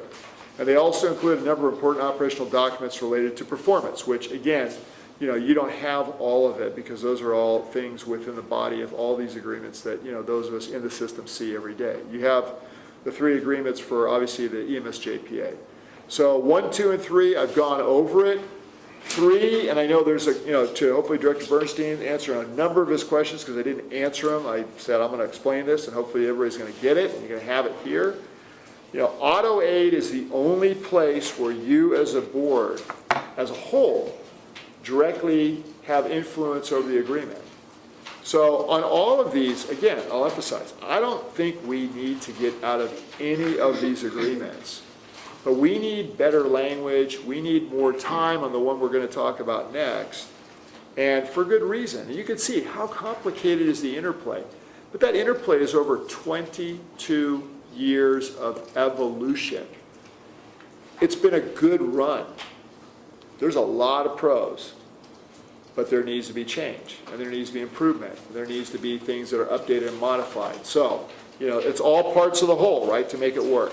So again, last part, the concept of shared, enhanced, seamless emergency services cooperatively provided through each of the participant fire agencies to their residents and all communities is the cornerstone, truly, cornerstone of what has truly been an amazing collaboration of fire agencies in San Mateo County that created a model program for shared services that now once again needs to be updated, changed, and evolved. Okay, so that's, you know, I hope that covers a lot of why, okay? Single handout. You can see here on the 2018-2019 budget, the money. Remember, when we started in 94, we didn't get anything. It came out of our budget. So in here it says how many FRUs, first response units, which are engines. Okay, we take in $420,000 a year, $60,000 per FRU, less our 90% of dispatch costs, not the other 10%. There should actually be another cost that shows what that is, but it's not on this sheet because it doesn't belong to the MSJPA. So, and then we get basically our net monthly when we're all done is about, what's it say for Menlo? 20,000, okay, which over the years $240,000. So, you know, Is it all about the money? No, we spend over $1 million a year on ALS, EMS. Close, Melanie? Pretty close, right? Equipment, trainings, paramedic pay. But think about it. That's over 60% of our calls are EMS. So it makes sense. It's great to have this offset for cost. I think there's more that could be done here if we're not in a communications JPA, buried in an EMS JPA. I think the county, which they haven't told you, and it's in the ambulance agreement, which nobody's seen, okay, and won't see till tomorrow, that the county has baked in for themselves about $500,000 more. We're just going to go up by a COLA of, I think, 3%. So, and they're going to say, well, we need to cover our costs. Well, I got concerns about what that's going to be, and you're going to hear it, and you're going to read it, and everybody else heard it yesterday, because the new contract that we just got, which is the next report, looks completely different than anything we've ever seen before. And we had zero, as the chiefs, input into that. Got a February PowerPoint presentation, got the contract sent to us on March 15th, which was a Friday. I forwarded it to the staff. Melanie got it. When we had our board meeting on the 19th, that Tuesday, I didn't even look at it yet, because I just sent it out to get circulated. I was busy. I had other stuff that was going on. So that's when the EMS JPA, that's the first time they got to see it too. So, again, I mean, the PowerPoint wasn't enough. So, and I know Director Bernstein raised this, and I'll just say it. We should have been doing stuff sooner, and I get it. I would have loved to be doing stuff sooner, but they got to show you what they're doing. They weren't doing it. So, I don't know what's in a contract until I get what? The contract. So we got a 30-page contract that doesn't look, again, like anything we've seen. The other ones, the first one was 9 pages. The second one, that was in 97. The second one in 09 was 10 pages, looked almost identical, as you see in your attachments. Now I got a 30-page agreement. It is completely different. And that's okay. I mean, you need to evolve agreements. Like I told you, 29 was kind of, rubber stamp it, move it through. But, let's be honest too. I mean, we're partners, or so I would like it to be. It's not feeling like that. So let me get to the staff report. Well, can I just, I do have a public comment card, and I want to open it up for public comment if you wanted to respond to any of this, or you can wait. We'll wait. Okay. Harold? Okay, so keep moving. Yes, staff report. Okay, so the report says, discuss the draft San Mateo County Pre-Hospital Emergency Medical Services Group Advanced Life Support Paramedic Designation Agreement, which is a different title that, as you'll see as we go down into the body of this agreement. Okay, and it says accept the report as presented, and it says you're going to discuss it. I know that when Director Crawley again and I discussed this, one of the things that we want to be able to do for Director McLaughlin, as this goes from the management committee, which I sit on, and there's a schedule on when we're meeting here at the bottom of the page, and when it goes to Jim, who's the sole representative from the fire district, up to the EMS JPA board, Director Crawley said, what would be your recommendation on it? So I'll start and I'll end with it too, which is we need more time. These are huge decisions. There's a lot of moving pieces here. And so when your partner, knock on wood, changes the whole agreement and sends it to you on the 15th but expects it all to be wrapped up by July, that's not fair. Okay, and like I said, you're the first group as an elected body to get this. Literally the day after the chiefs have seen it and had a discussion about it. And I'll get to what we talked about. Melanie was there. So, and you see, again, this is one of 3 agreements, 3 moving parts that all have to fit together. So you need them to be able to do that, and to rush any one of these is just not. It's not prudent governance. It's not fair, and it's not reasonable. And I think I'm not the elected, you guys are, but I know some of you got the board of supervisors on speed dial, and that I don't. okay? But this isn't, that timeline is not, number one, that timeline is not acceptable, okay? And when I'm done, hopefully you're all gonna go, yeah, we get it, we see it, because it's not. There's too much going on, there's too much at stake. So the proposed draft agreement was sent to the executive director, like I said, on the 15th. I sent it out to the staff. We had our meeting on the 19th because I went back and watched the video today to make sure I was in line. And I said, I didn't tell you then that we had it because I didn't even looked at it. I didn't even know it was in it. So, Right? Harold, can I just clarify, that's attachment A in our packet? Correct, that's attachment Just A. for the benefit of the public. And I don't know that anybody else has put this out publicly yet. And I asked John Odell, the executive director for the EMS, is this a confidential document? And he said no. And I talked to our attorney, should we have a closed meeting or an open meeting? We debated that whole thing, right?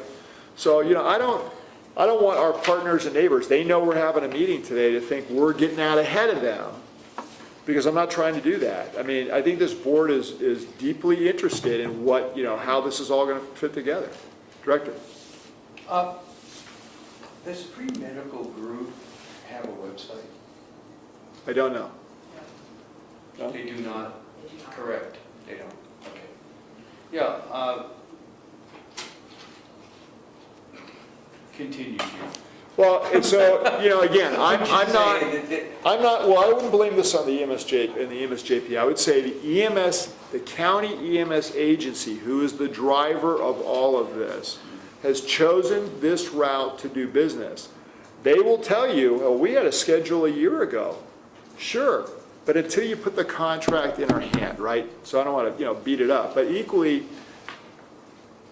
again, I'm not going to beat up John Odell at the MSJPA. This is being pushed down a certain way as if it's just you all are going to agree and we're going to move forward, which would be, I think, dangerous and a bad decision. So, why do I say that? All right, so the draft agreement was then, it was forwarded to the county fire chiefs. Again, we met yesterday, and comment was expected back to the director, which was John, by the 29th. We really didn't get him anything till about April 3rd, right? Some of the stuff that we got put in. And we spent a lot of time. I give Melanie a lot of credit. I mean, I poured over this thing too. I mean, it's equally, Rob, to your point, which I think is a fair point, even to find all the documents, because there's no single repository, it was like, going on a hunt, right, to find all this stuff. I've been trying for 6 weeks to do my own personal research on this thing. And as you know, I sat on it for 5 Yeah. years. And the contractual agreement did not come up during that time period. So whatever the documents that they presented to us at the board were their facts and figures, their response times and things like that. Performance. And then when I wanted to review the particular documents from the past to incorporate, and Melanie, great job. You did a great job with the evaluation. Thank you. Like a dark hole. Yeah, that's one of the things on the list, is there has to be, to your point, some single repository for all of these things, because it's so, it's like a treasure hunt looking for everything. And I had some of it, but I didn't have all of it, and I needed to see all of it. So we spent a lot of time doing that. So, again, we met yesterday, and, here's what the chiefs essentially recommended, is that, again, the deadline of July 1 be extended for up to 6 months. And I believe the president of the Chiefs Association called John today and told him that while he was at the meeting. The guy who didn't show up yesterday? Well, no, he was there, but what happened was under executive session, we had more discussion. So, one of the things that we finally ended up, as saying what we needed to do as the chiefs was, you gotta ask for more time. It's not enough time. And it may take less time than that. And we also ended up with, so it says to probably address concerns, issues of the proposed agreement, and for proper due diligence, be given the extra EMS-JPA Management Committee, board, and all involved, and to the elected bodies, right? And for the public to see it too. So the chiefs put together a subcommittee of fire chiefs and their subject matter designees using the existing agreement, and they're going to try and draft language off of that which is more acceptable to the fire chiefs group, and hopefully the management group and the board, because they're your agents. I'm your agent, Melanie's your agent on that. Paul is now one of those agents as well. Our staff, the chiefs, are all agents in that. So Melanie is on one of those subcommittees, because I don't know all the moving pieces in here either, but she does. So again, at different levels, this thing is now being worked on. and it was discussed. I don't know if you had any subsequent discussions since yesterday, but, again, it's only been one day. So the calendar currently is May 2nd, the EMSJP Management Committee meets to discuss the agreement. That's less than a month from now. Again, I'm on that group as a fire district's representatives. There's 3 city managers, a county representative, and a representative from the fire chiefs and the executive director that sit on that. So good news is I'm sitting at the table. I know what's going to be coming across, but we got a limited amount of time because nobody can guarantee that the county's going to say, yes, we'll give you more time. Okay? I would hope that would happen. Again, I'm not an elected official. I'm going to push from my end to ask for that. But, everybody needs to be on the same page at the very least to say, it's too soon. There's too much to it. Okay? Chief, quickly, when was the last time this group met as a body? The EMSJPA? I think Director McLaughlin asked that the minutes be included in your packet. So if you look on your desk right there, you'll see the last time for minutes from their meetings. And they don't meet very often, Director. January 18th. 2017? Yeah, Rob was on that group. How many times were the meetings canceled, Director? Well, to get a quorum, There you go. That's the problem. because there's so many members, Right. that was probably the first issue that we had was trying to get a quorum. And I think maybe 2 or 3 times in 5 years. Yeah. So, And the problem was a quorum. Because there's so many members. right, which is not reflective of the fire. You saw the evolution of the fire agencies.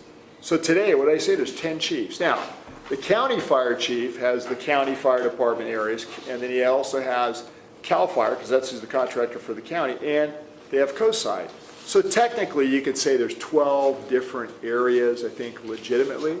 So there should be 12 different representatives, but I think there's over 20. So, Menlo Park Fire District gets, guess what? 1 vote. Director McLaughlin goes in, he's 1 vote representing Atherton, East Palo Alto, and Menlo Park, and actually a portion of the county. Largest, actually populated area of the county, which is North Fair Oaks. So, at the same time, if I'm San Mateo County or San Mateo Fire Consolidated, I still have 3 representative people on that board, and they get 3 votes, right? They get Belmont, they get San Mateo, and they get Foster City. So and again, that's a JPA problem. That's not a county problem, County of San Mateo. It's not a county EMS agency, but it's a JPA problem. The structure of the board needs to be representative, needs to be fair, because they're going to vote on this thing, right? So, could we be outvoted? Uncertainty, possibly, but I think you got to start there. Again, evolutionary, it's got to get caught up to what's really going on. Equally, what was the other things, and I'm kind of fast forwarding, but reviewing again what I said, first response units. So, legitimately today, are we going to say how many there really are? Look at the cost sheet. It's $60,000 per FRU. We have 10. Now, maybe every agency says they don't want to do that. That's fine. Or maybe, and here's one, and I don't want to really get too deep into this because I have deep philosophical discussions with people about this, and half of them agree with me and half of them don't. But does this really matter? Because if there's a set amount, how do we pay for dispatch on a 90-10 by call? How does AMR get paid? By call. How do you do comparative cost analysis? By call. By service. So to even use an FRU format, I get why that made sense in 1997. I get why they did it in 2009. Today, I think it would look different. I think it would be much more reflective. So, because it would go right to, what do we do? We're responding to medical calls. So is it really about the FRU, or is it really about the call and counting that? And so as an amount of revenue, we get paid that way, which would actually be easier and more comparative to what AMR is getting per call. What are they charging? What are they billing? What are they giving? Again, but that may be too big of a bite of an apple. That's too many things are in motion. So July 1, by this date, the agreement is approved by, allegedly, is supposed to be approved by the Board of Supervisors, and it goes into effect.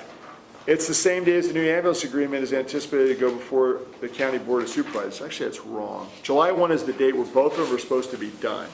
Okay, I'm sorry. It says, is written poorly, I'm sorry. Supervised on April 9th. So next week, like I said, when's it come out? The ambulance agreement, separate thing, comes out on Friday, goes to the Board of Supes on the 9th. More than likely, they're going to approve it. And then that's in play, and all gets put into play at July, 1, right? So, we talked about this to the chiefs. What we think that, the elected should do is ask for time, which actually means we're going to get paid the same way, less than we would if, we had a new agreement, but at what cost for the new agreement? I mean, you got to give us time to look at it. So Harold, if we kept it the same and asked for an extension, that means the current JPA. Nothing changes. Right, for the next, I just want to confirm. For however long That until we we can figure out what needs to happen. Okay. Again, just I wanted to mean- put that out there, So, through Chair, yes. so if we tonight, the board, vote to request that extension, so do we put a time limit, how long, 6 months or a year? And the second part of it, will the other jurisdictions, the other chiefs, areas, will they also? So do the chiefs are recommending that, but remember, they're not a district. So in a city, you got a city manager above the chief, because the chief's a department head, and above the city manager is a council, and one member of that council, based on the current structure, is on this EMS JPA board. So I hope at least before they even reconstitute, or if they do, and hopefully they do, that at least that's the agreement. And again, I'm not a politician, but you guys.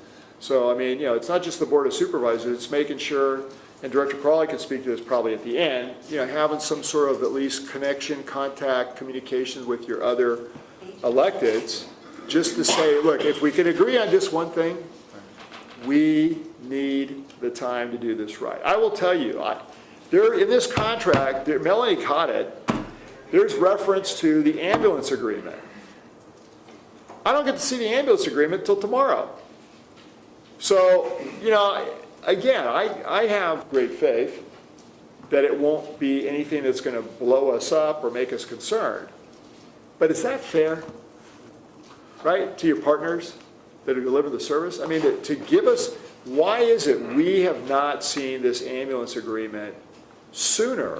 And I'm not even talking about, public process. I'm talking about skin in the game, units on the street, affects us and what we're going to do.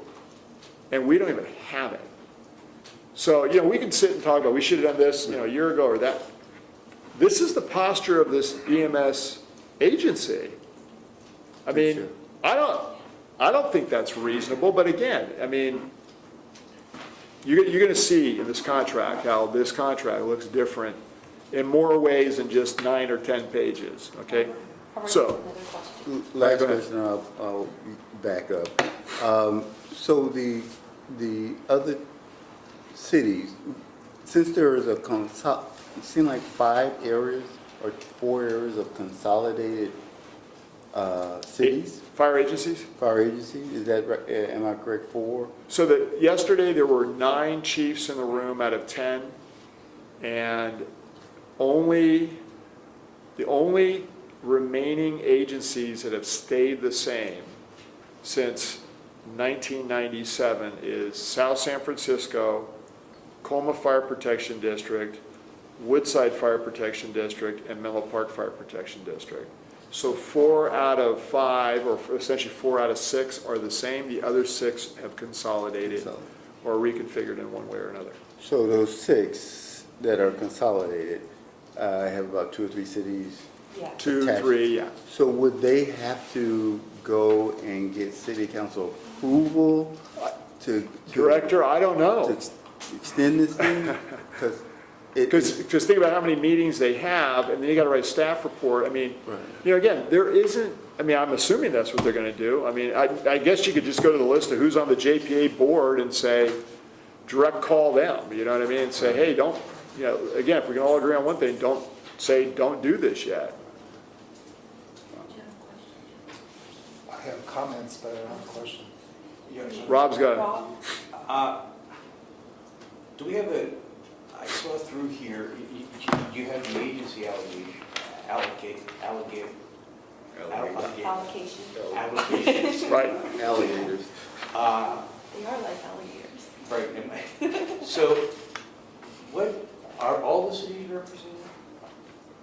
Well, they're all represented through either, like us, a district, or in this case, some sort of joint process, right? Like Because- San Mateo because- Consolidated. Yeah, because going through this list, I see Belmont, Foster City, San Bruno, San Carlos, and San Mateo that have changed since 2009. That's right. Yeah, So, but they have a vote. yeah. They do. And, For each city has a vote. right. And then I see Menlo Park Fire Protection District, even though, of course, we represent 3 communities in the southern part of San Mateo County, we have 1 vote. That's right. So that should be on the table too. Maybe we Well, that's need more what we're time thinking. and, Absolutely. But remember, that's not part of this EMS agreement. Right. They don't, the county doesn't care whether you reconstitute or not. They're working off of a schedule to put this thing in play. And yeah, I don't think it's reasonable. I'm not even saying, even if it was correct, there's not enough time. You know, and one of the things that John said to us yesterday, John Old, the executive director of the EMSJPA, he says, well, I think Nancy, which is the EMS agency for the county, she's the head, that Nancy will, you guys have to worry about that ambulance agreement anymore. The problem with that is, well, what does that mean? Does that mean because you didn't put it out? And I can't see it, because I kept pursuing him after Melanie pointed out to him, like, yeah, I want to see every aspect this contract refers to. It's referring to the ambulance agreement. It's referring to other things. I don't even have those. So how can I look at them and understand what they say? And then really doing the deep dive in this one and going, uh-oh, wow, who put that language in there and why, right? well, there are other aspects too, Harold, that you brought up. And I think one of the major ones is that we didn't even have a seat on the emergency preparedness, the county group. Completely separate though. Yeah, but I mean. Separate deal. Yeah, but I mean, you don't even have a seat on that when this is. Well, but this see, the is cities could one argue that one, because the cities could say, but look, we're not represented, Menlo Park, East Palo Alto could say, hey, we're not represented on this cut sheet for finances, right? So it's really, if you're saying the same thing in reverse, it's like, yeah, on that Emergency Services Council, Menlo Park, Athens, East Palo Alto, as cities, which is parts of the whole of the district. Now, we could all argue, well, the fire district probably knows more about emergency response than the cities, but that's a whole, this is complicated enough. I get it, there's all these kind of disjointed functions, right, within the county based upon It's one of the constructs. spokes that I think should be on the wheel. Yeah, it's at I some mean, point, but you would think, common sense wise, that since the fire agencies or even the public safety agencies within the county provide those types of confluent services, either fire, EMS, and police protection, and OES, and the special districts that are fire don't even have a seat on that committee.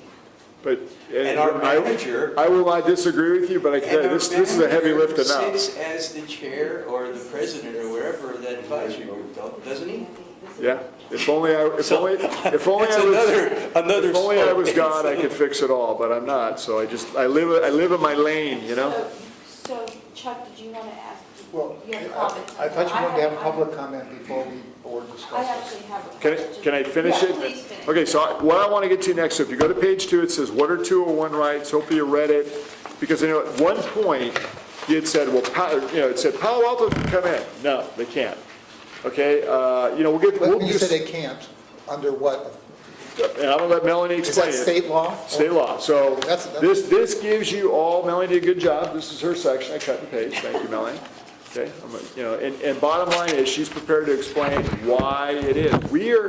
We tried to have our ambulance, get an ambulance, but the state took that away from us because it said, no, the counties get to make that decision, okay? So that changed how we had to move forward. Remember I said we worked under the ambulance company. We got beat up. So, again, and even the paramedics on the fire apparatus, that's a construct you have to go through this county. The Board of Supervisors gathers that through. So, 201 rights. And they're going to do that next week, I don't probably, think so. right? Are we ever going to do discussion? Yeah. So Melanie, how long do you think? Okay. I'll try and make it very quick because I know you guys have a description here of the 201 rights. But first of all, good evening, President and members of the board. So 201 rights, you hear that a lot, and what it refers to is the California Health and Safety Code, which is section 1797.201. It was enacted in 1980 under the EMS Act. Once this act was enacted, it created the regulation at the California state level and the local level. So that's why we're talking about the EMS agency a lot. That's our local EMS agency.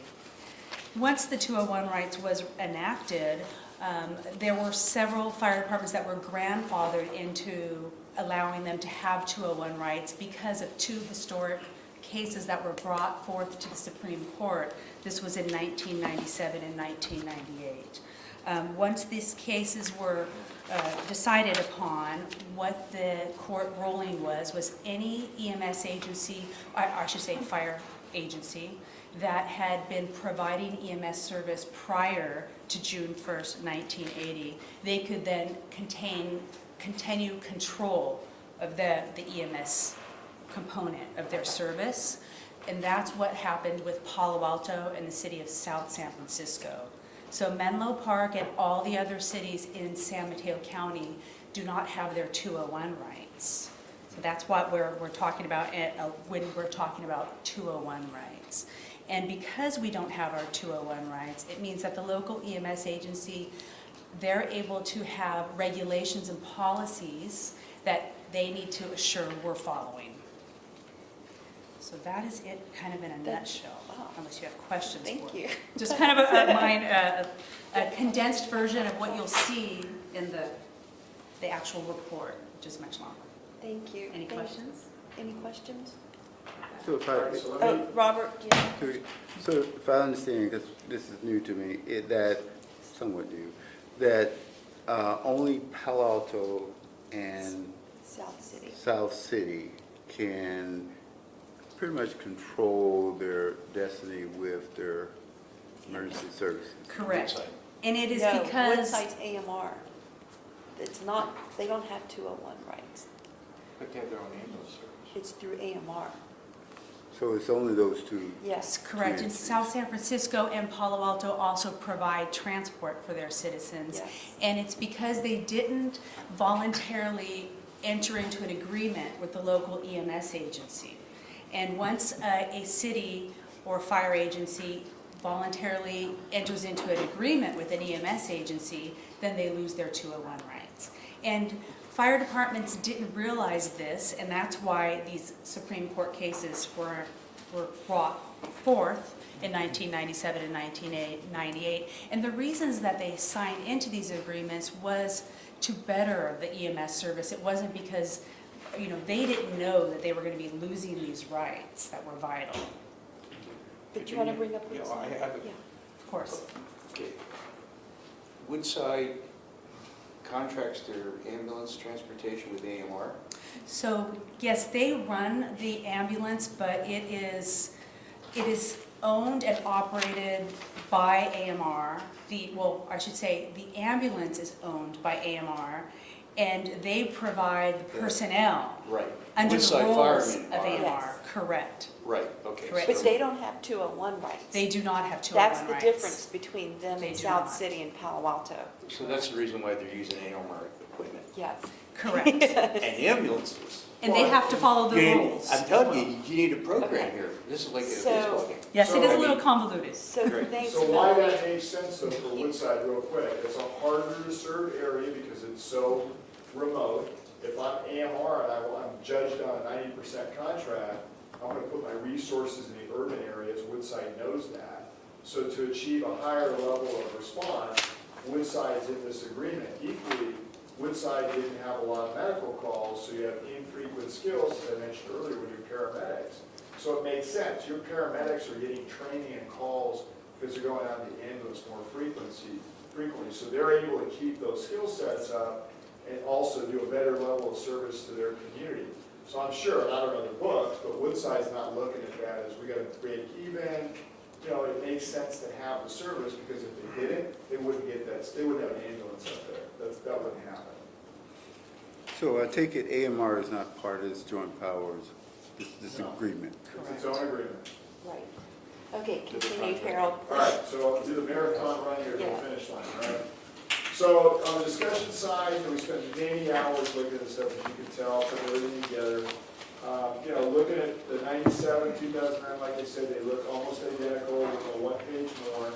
The new 30-page document makes major significant changes in title, content, responsibility, expectation, performance, authority, and even signature that now almost completely revolves around the Kirk County Emergency Medical Agency. And I get it, but I don't like the way that it's written. This agreement is professionally updated, nicely rearranged. The language is aggressive, and the parties are treated as subordinates rather than equals. And what is a critically important life-saving public safety partnership. So like I said, there's a lot of partnership missing out of this agreement that was there in the first 22 years. The 10-page 09 is titled Joint Powers Agreement establishing the San Mateo County Pre-Hospital Emergency Medical Services Group. The 30-page document is titled San Mateo County Pre-Hospital Emergency Medical Services Group Advanced Life Support Designation Agreement. Okay, so right there, it's like, what's that supposed to be? The Joint Powers Agreement has been replaced by a new 19 San Mateo County Designation Agreement. The signatory page in the 2009 agreement required that each jurisdiction, city, or district sign the agreement.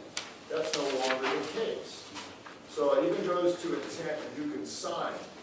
The 19 update now requires the county USH director to sign along with a single line for the San Mateo Pre-Hospital Emergency Medical Group representative. I'm assuming it's going to be the director or deputy director John Odell, or who knows, maybe Clay Olstein or whatever, the management group, city manager, chair.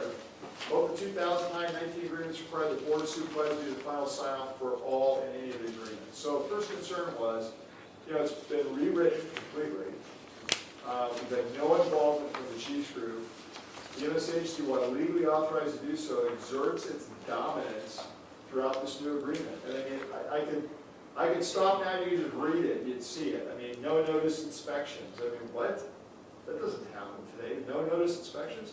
They want to know status on our units when they're in and out of service. For what practical purpose? We don't do that now for them. I mean, again, in performance, is where we track 659 and 90th percentile of cost or call, responsiveness, right? And we're higher than that. So the system's performing well. We have 3 more units that perform in the system above what they've subscribed to. So, again, it's almost kind of insulting based upon that. You got $150,000 of equipment out there we bought, they did, to make this a better system that's more responsive to who? Our citizens, right? So again, where's the collaboration in that? Concern 2, and I won't read them all. Original makeup, voting representation, JP needs to be updated, we talked about that. And here's the whereases. The whereases really get me, because, that's legal ease, right? They call the attorney, spend half an hour talking about whereases. So the county determined the most appropriate and efficient manner to provide emergency medical response county-wide through an integrated paramedic, first responder, paramedic ambulance system. The county did that? You just heard the history. Where was the county in that?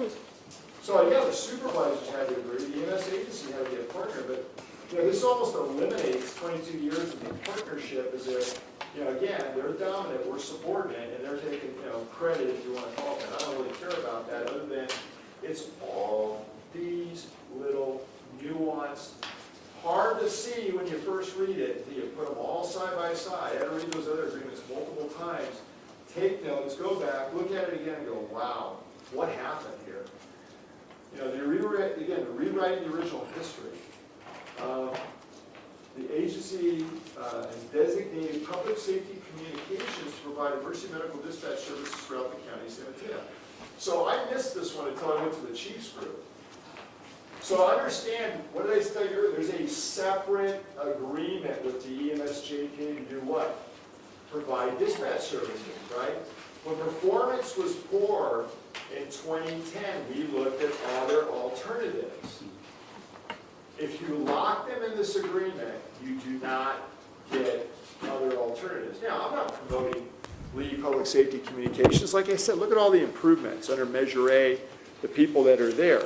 But it was interesting to note this little nuanced whereas, because now are they taking just the medical calls, and because that's the only part, now they're gonna have an agreement with their own, so county EMS agency works with county dispatch. This is not how it worked before. Nobody understands why this is in there. I mean, this alone is a huge thing. And one of the agencies explained this is being done elsewhere in the state, and they said, well, that's in case they ever get rid of you. You who? The fire agency is no longer providing first response. So it allows them then to have completely under their tent full control, right?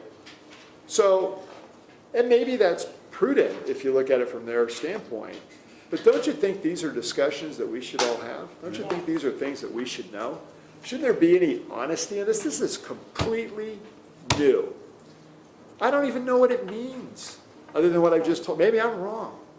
But I'll tell you what, I didn't even catch it until I looked at it a couple times. Others didn't see it either. They're, everybody's looking at what we get, blah, blah, blah. That's true. But these are, and this is a whereas. This is a significant change to direct deal in-house in the county.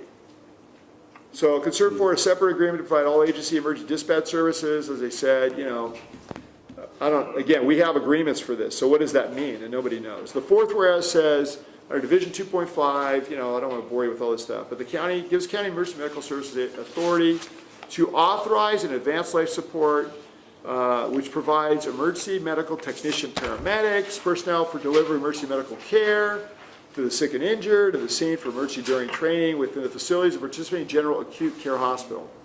And I wrote, my concern here isn't legality, it's legitimacy of completely overhauling the agreement with no prior discussion. Again, major changes in language. We really don't know who or exactly why all these changes have been made and why they were not discussed with us sooner. It's not even a red line, right? There's no red line. And you guys had asked about that. Can you provide a red line? How do you provide a red line in an overhaul? That's like I bought a Pinto. Now I'm driving a Tesla. Okay? Maybe it's better. I don't know. Maybe the Pinto was good. Who knows? Probably not, right?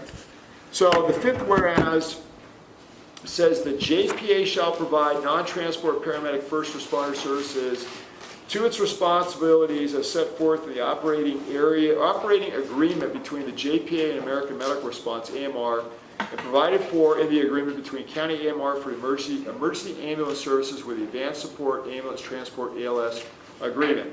I said it earlier. Where's the agreement? And I asked Melanie, I go, what does this operating agreement look like? Well, right now we have an operating agreement. And so, but there's no new operating agreement. How can there be? Because AMR hasn't been gavelled through as the agency yet. So I kind of get that part. But again, it says I'm supposed to go look at another agreement. I don't even have. So I don't know what's in that. I know so far I'm not happy with what's in this. And we have a good operational relationship with American Medical Response. The current operations agreement with AMR, however, has had its challenges related to replacement schedules, service, responsiveness, and timeliness. Fair? I mean, AMR in the field, great. But, when you got a big company and they got to buy, 30,000 defibrillators, or maybe you don't get them, and they're only going to buy a certain model because that's the deal they cut with that vendor, they're going to get the best deal. Well, maybe there's something on a different defibrillator we like better, or maybe there's something else you can add on. This agreement takes all that away. We are going to get what they buy, period, end of story, and unless the EMS authority agency in the county says you can get something better, the answer is you can't have it. That's a huge change from what we're doing today. Yeah, hold on. I just want, Are we going to wait till the end? because Chuck has to Oh, I'm leave sorry. early, and so I want to, or leave, and so I want Harold to just go through this. Yeah, I'm just and I gonna wanna whip take through it. public comment, too. Can I just want to say, I feel like you made the sale, Harold. Okay. And you're perhaps going beyond it, and I think it's. Well, I just want to get through the whereases, then I'm done. Yeah, I Okay, think the public okay. deserves to know that, so continue, Harold, please. So number 7, it says, the USJP and the chiefs have not seen this agreement. We don't want to be limited or disadvantaged by it. Because again, you as a board authorize us to buy Lucas devices on every unit we have That's not on any list that AMR provides for. That's nothing we had to get it approved by the county. I'm not gonna say we just got to throw it on the fire truck, but they approved it. At the end of the day, it's like, what this is, it's a change. So the ninth whereas, page 4, says the ALS ambulance agreement includes monthly payments by AMR to the county JPA for paramedic first responder services. So, again, maybe all my chiefs won't agree, and they may not agree with all my concerns either. And I wouldn't tell you that they do, because they just got this yesterday and we went through it. But, I saw it equally as an opportunity that, again, if they're going to give you a fixed amount, maybe you can move away from the FRU designator, because that's a construct of the EMS JPA, right? I said it earlier, so I'm not going to beat it up. But, when somebody says, here's what you're going to get paid, you could say, all right, well then if that's the number's a number. What's behind it, you get to reinvent, right? That's how I look at it. So I told the chiefs that. Not everybody was happy to hear it. But again, it's a mixed bag of who likes the way it is, who wants it to change, how big of the lift do you want to take. I mean, I like to see opportunity in anything if I can, and I see opportunity here. So, again, I'm not going to say this whole thing is bad. There's parts of it that are good if you want to see it that way.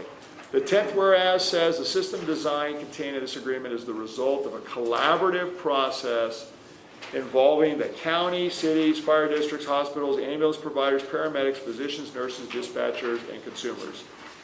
We got a totally different definition of collaborative, because I'll tell you, it doesn't feel collaborative from where I'm sitting, and I can tell you that everybody I've been talking to says the same thing. A PowerPoint in February with no handouts, no draft agreement, no discussion, no negotiation is not collaborative, and I think it does a disservice to all of us. So, this is concern number 8. Again, it just says what I just said, only more emphatically.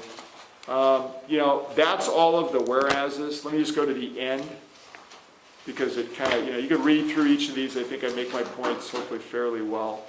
Let me go to opportunity number 2, and that's on when it gets into, there's still going to be 4 supervisors in the system, and I got to make the case for Melanie here, because, at the end of the day, opportunity number 3,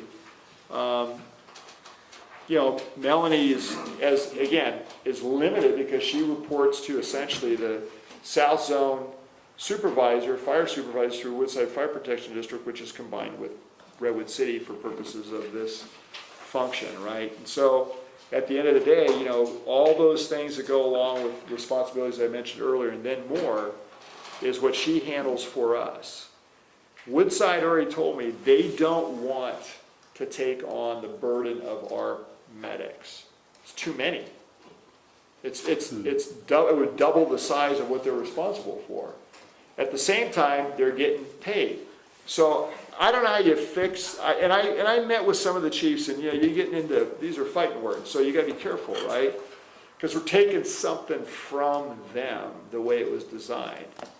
But at the same token, I said, well, look, even if you don't want to pay us, because again, this is more than money. This is functionality. It's productivity. It's under our roof. It's for the benefit of our employees and the service that we provide. At least give Melanie a legitimate in the contract seat at the table. And what did I tell you earlier? She chairs one of the committees for the county. I don't know how you can write this agreement and go, oh well, I must have forgot that we've asked Melanie to chair one of, which group is it, Melanie? QLC Quality Leadership Committee. Yeah. It's called the QLC, it stands for the Quality Leadership Committee. It is a clinical oversight committee in the county.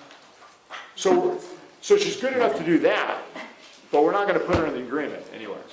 So we're going to go with the same old method, which doesn't make any sense. I mean, again, where is the evolution in that? So again, again, there's no progress in some of these things. So let me go to the summary at the very end. I'm sorry. Let me go to concern. At some point, I'd just like to make a couple of comments, but I'll wait for your direction. Okay, thanks, Tim. So let me go to. I'm sorry. Let me go to. Okay, let me go to concern 21. It's on page 9.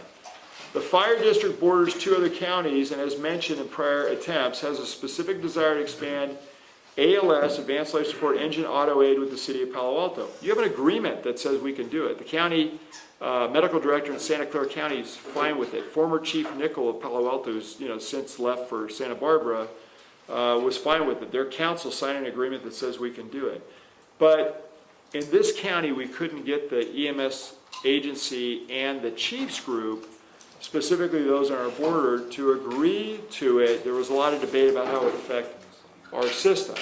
So there has to be some, you guys are the elected representatives, there has to be some latitude within the EMS JPA to allow these to occur and not get stuck and mired down into the petty squabbles of other agencies worried about what we're going to be able to do or not do, when in fact, like I said, we've been stable for 20 years. Other agencies have changed, they've consolidated, there's been reduction. I mean, it's like, come on, it's not reasonable. So they didn't want to make this happen at the time. I'm not sure, in my opinion, I could be wrong, but we tried, we failed, it became too political, too problematic. So I said, I'm just going to wait for the end of the agreement, and then we got to bake in some language in here somewhere that makes this happen, because this is the longest border we have. And right now, this station is 0.3 of a mile from Palo Alto. If there's a medical call, a car accident's different. If there's a medical call right over that border and their engine's out of their station, and legitimately we're the closest unit, doesn't it make sense that we would respond to that call for them if they're willing to do the same thing? Do you know that if they shop in Menlo Park at Safeway, which they do up in Sharon Heights and on El Camino, if there's a medical call, they can't legitimately be on the medical call. If their ambulance is shopping and they try and take the patient to the hospital, because of the exclusive operating agreement, they can't do that either. Now, I told you I'm going to stay away from that, but I'm just telling you, see these things. How is that in the best interest of the public? It's not. So if there's a fire, we go. If there's a car accident, we go. If there's a creek rescue, we go. If there's a medical call, they're out of position, and we're the closest, we're going to go. We're going to go. Not going to happen. So, and again, it's a different dispatch center, so you have to also factor in, what do they say, time loss when dispatching. So you got to look at all that to reasonably fix it. But with our new dispatch center, our new CAD, Palo Alto has, by the way, AVL on every unit. I've told them before, I'm perfectly happy for us to put it on our units. That way you can see us. I mean, why not? But I can't go there. I mean, you guys signed the agreement, which says we can do this. It's only, we're being hindered a different way. So Fremont's a little bit different. It's not a, in both these, it's like, it's the old movie, not a bridge too far. I mean, the creek's not a moat. It's not a bridge too far to go to Fremont. There's ways in which, this works. We've all both protected the Dumbarton Bridge, the bay, Coyote Hills we can see. I mean, there's different things we can do for fires and medical calls as well, maybe at a much lesser extent than, we could do something with Alameda County and Fremont. All right, so moving into summary. So more time will be needed to work through this process properly in order to move this agreement towards a collaborative and healthy, important public safety partnership. The EMS JPA needs to evolve and update its representation, expectation, and deliverables. The EMS JPA Management Committee and Board, the PSC or Public Safety Communications or County Dispatch Agreement needs to be updated. That's, again, between the chiefs, the EMS JPA, and their members, of which we have one. That's Director McLaughlin. The automatic aid agreement needs to be updated. Again, that's between the chiefs and each one of their elected body, which is you. So there's more latitude in there, as we discussed. So it talks about the attachments in there that you have. I think we finally got those lined up. Again, thanks, Michelle, for being up at 4:30 in the morning to do this. But let me just say this in closing, and then you can move forward. Sorry it took so long. There's a lot of moving pieces here. There's a lot at stake here. These have been good agreements. They're good relationships to be in, but you got to go in wide open, eyes wide open. And I think Director Solano said it. I'm looking for your recommendation at the end. Well, my recommendation is this. You need more time. You need to go through all three of these, maybe not at the same time, maybe not within the same 6 months, but at the same token, the one right in front of you right now, there's no way you can effectively, I think, if you listen to this whole narrative, say, you know, and you look at the concerns that I have with this agreement, that this is an agreement I could tell you you should enter into. I wouldn't do it. I told the chiefs that too. I wouldn't do it. You know, what does that mean? Melanie explained 201 rights. You know, you're stuck. We're paramedic. We're a paramedic agency. That's a better level of service to the community. And I know there's a lot of press here tonight. You know, hey, look, we got to do the right thing. I mean, and this is, again, this is a good system. It needs improvement, but it needs time to be able to be improved. And so this contract, like I said, when I saw it, I was stunned. I probably got better words when I use that one. Stunned. Thanks, Harold. Thank you. So, do you want to speak? I'm happy to open the public comment date. Yes, up there, please, thanks. And I'll keep it open, Dave, if Lori would like to add a comment later, you can always feel free to put on another part. Great, thanks. Thank you very much. My name is David Baylord. I live in Menlo Park at 120 Campobello Lane. I've lived here for 35 years. And this is the first fire board meeting I've been to, so this has been very informative. You have a lot to do tonight, so I'm going to keep my comments as brief as possible. And they pertain to the AMR contract that you're about to receive, and I'd like to make these comments as you read and respond to that contract. And I have a question at the end, basically some guidance. So, quick topic, background, the conclusion I've drawn, and the question. Basically, the emergency medical services money that you're receiving is about $240,000, and at the county level, it's about $5 million a year, and that money all comes through the AMR contract. And it's my conclusion that that new contract is a bad deal for the citizens because of how the existing structure works. Just the quick background. There was an article in yesterday's Post about the charges and the pricing that AMR gives to the public. I'm one of those citizens that got caught in that. So I got transported 2 miles from my home down to Stanford and got charged $3,500 for that privilege. And that was the full list price. That's the way they bill you. And it's a misleading statement in the paper that private insurance companies will cover those charges. How it really works is your insurance company will cover those charges at the ordinary and customary rate, which is roughly $500, because that's what Medicare covers, that's what Medi-Cal covers, and that's all that the insurance company will cover. And then AMR can, since it's an out-of-network claim, can balance bill the customer for the balance. So basically, I got a bill for $3,000 from AMR. And I then contested that both with AMR and with HealthNet, my insurer. The correspondence over that, over the course of 10 months, and easily over 20 hours spent on the phone with both of those agencies. And the bottom line is that HealthNet would not pay any more than the ordinary and customary, and AMR would not negotiate a reasonable rate. So I was stuck with the $3,000 balance. And I believe my conclusions are that AMR is actually doing predatory pricing on your citizens here, that they deliberately do not enter into contracts with the major insurance companies. They do not choose to be a network provider, because if they did that, they would not be allowed to recover anything above what the insurance company pays. And so they deliberately remain out of network. And so the net result of that is that because the Medicare and Medi-Cal patients are only paying $500, which is probably about a break even for the ambulance companies, that all of that nice money that flows to the county and you guys is coming from the private pay, privately insured patients who are paying 7 times as much for that same ride. And so my conclusion is that this is a bad contract for the citizen, that I think the county should rebid that contract. They should not approve it.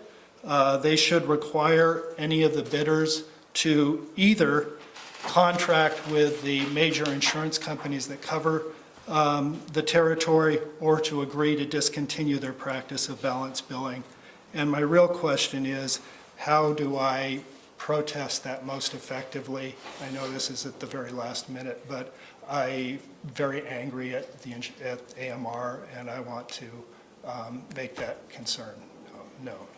So the Board of Supervisors has this On their Monday, agenda so on I'm going to go Tuesday. on Tuesday, so I'll go to that meeting. Yeah, I think Yeah. that's, It's in the morning. Yeah, And so you can if you're offered any opportunity to comment on the AMR contract, I'd appreciate that you voice your concern about the way they are taking advantage of the citizens in your district. Great, thank you very much. Yeah, let me, hold on, do you want to, okay, go ahead, Bob. No, 3 years ago, my wife was in the same situation you were, transported by AMR, $3,800, I think it was. She coded in the ambulance, and we had a large deductible, and we didn't end up paying the difference relative to that because of, she was a cancer patient, so we had already paid whatever our amount was. Oh, you know, I for the was, whole year. I was as well, but Yeah. that didn't Yeah, well, stop them. So it was I think it was $500 and something that was credited towards the ambulance ride, so Yeah. I feel your pain. Yeah. And, there's a lot of inaccuracies sometimes that the Post reports to. Well, I love the Post, they do a great service, but No, I mean, sometimes but it they're isn't giving all that accurate. information from, I don't know, from whatever Yeah. sources they are, so, Yeah. you know, they can't be faulted either. Right, But, no, it is a concern okay, that I've had for a while myself. okay, So, super, Thank you for sharing your story. Okay, thanks, Thank you. okay. John? I have a number of comments. Yeah. I'm going to. So you have your own comments. We're not supposed to actually. Interact. And Dave knows that, he was on the Los Colinas School Board, so. So two, kind of the general, because you're right, we're not supposed to speak directly to it. Yes. You know, when I said earlier that we're not looking for transport, but we did this, we did this for 5 years, I will tell you that is, well, let me just go to this contract. In this contract, there's no way anymore we get an ambulance. We get everything ambulance, okay? You mean outside of the. So, right, AMR is designated Woodside, they're specifically mentioned in the agreement. So the clause in the prior 2 agreements where we could opt to, like Woodside did, say, hey, we'll do it, understanding we're gonna lose some money. And this is where, Director Crawley and I met with representatives from South San Francisco who have 201 rights. And my overarching statement is this, I get what private companies got to do. We've seen kind of the evolution of multiple companies here, bidding the contracts, people want their piece. I've mentioned it, tonight. But, as a customer myself who paid for an ambulance rider part of it, not here, but for my house, yeah, it's tough to get a bill like that. So one of the benefits of the fire service is there are systems where fire ambulances at a much lower recovery rate bill. Or I don't know that anybody doesn't bill, but but it's a greater value to the citizens that get transported. Now, that money's got to come from somewhere, right? So, where's that sweet spot? But as I said to the elected representative from South San Francisco who was concerned about, do we want our own ambulances? Do we care about 201 rights? Like, never give that up. Because, and as I emphasized to her, as Director Crowley knows, it was, you know, even if it costs you money, it's a better level of service to your community. So, you know, I don't want to make light of that, and I hope you don't think that I did, because we watched that ship sail when the state said, it's the counties. We hadn't gone as far as buying the ambulances, San Jose did. They ended up staying in the parking lot. But we had a lot of trained paramedics. We were ready to, and we did, right? But we did it under the vendor who didn't want us to be successful. So, you know, I don't personally know what that looks like. Mike Schiffer does, because he rode on the ambulance back then. I know what it looks like and having seen it. But, you know, that is a different model. Unfortunately, that model with a single bidder, and again, their performance has been good. I'm not going to beat AMR up on the street side, or the relationship side, on the customer side. Their people are great.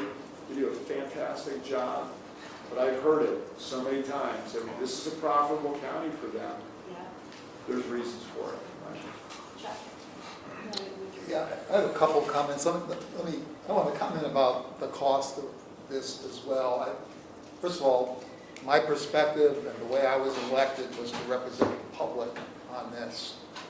And there are two things about this. One is I know from having been in government for a long time that there's no free money. That the minute money starts flowing to somebody, everybody's on the take.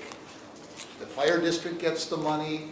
My guess is AMR probably makes contributions to the supervisors. And when you look at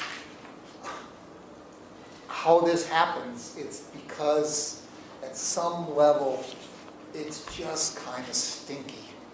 And one of the things I hear, I haven't verified for this myself, the head of the JPA is a former AMR employee. Well, fancy that. Where is he housed? I found out since I asked you the question. In the AMR building. Oh my goodness, what a coincidence. And an RFP went out and there was only one bidder. Boy, how did that happen? And at some point you say, you know, it doesn't pass the smell test to me. And the whole thing is so dirty. The worst thing about this is that public officials in general have much better health plans than you and I in the private sector. Even if most of my ambulance would be paid, I have a deductible that puts me out of pocket $3,000 or $4,000 or $5,000 before that happens. The whole thing basically costs the public, and it's always the public that's paying. It's something that concerns me. I have a second comment though, and Chief, I'm not faulting you about this. You have to work with people, you have to have relationships. I don't have to have relationships with the people. I don't have to care what the fire chiefs say, but I care what the public says, and I live 1 block from Palo Alto. I'm not protected. When those fire chiefs say, we don't want your equipment going into Palo Alto because if we needed something, you might not be there for us. I'm one of those people that won't get Palo Alto in exchange. That hurts me. And so, we need, and I've got lots more problems with this, but that's a problem. So I know, listen, I'm also going along with your suggestion. Yes, we need more time. I think it's appropriate that we take a vote to get more time. But that's not going to do anything, I don't think. I think what we need to do, and what I would have liked to have seen is what you might even call sort of zero-based contracting, where instead of getting this big, massive contract and starting to find fault with the little pieces, is to take the opposite thing and says, what do we want from our neighbors? What do we want from Redwood City? What do we want from these other places? And in my view, I know you've tried hard to put the pros and cons here, but the pros almost never are pros. They're always cons in my, and I don't mean that in the as a play on words, but I'm looking at this attachment C here, which is our current agreement, and this to me seems the heart of where we are. We can get out of the JPA, and I'm recommending that we send our notice And there's a very restricted time period. Unfortunately, the calendar doesn't allow for us to even, we can do it now. But there's two time periods in which we can get out of the JPA. One is about, depending on how, assuming these are total days and not just weekdays, April 24th is the deadline. That's before any of these other meetings. That's before we can ask for an extension. I think the way we're going to get some attention here, is to send the note saying, we hereby withdraw from this, as we're entitled to do. That doesn't have to be definitive. That can buy us more time. We're a major player here. We've got more response units than anybody else here. I think our neighbors would like to make agreements with us, but maybe we never work through the JPA again. Maybe we just go to Redwood City and work out a deal. We go to Woodside, we work out a deal.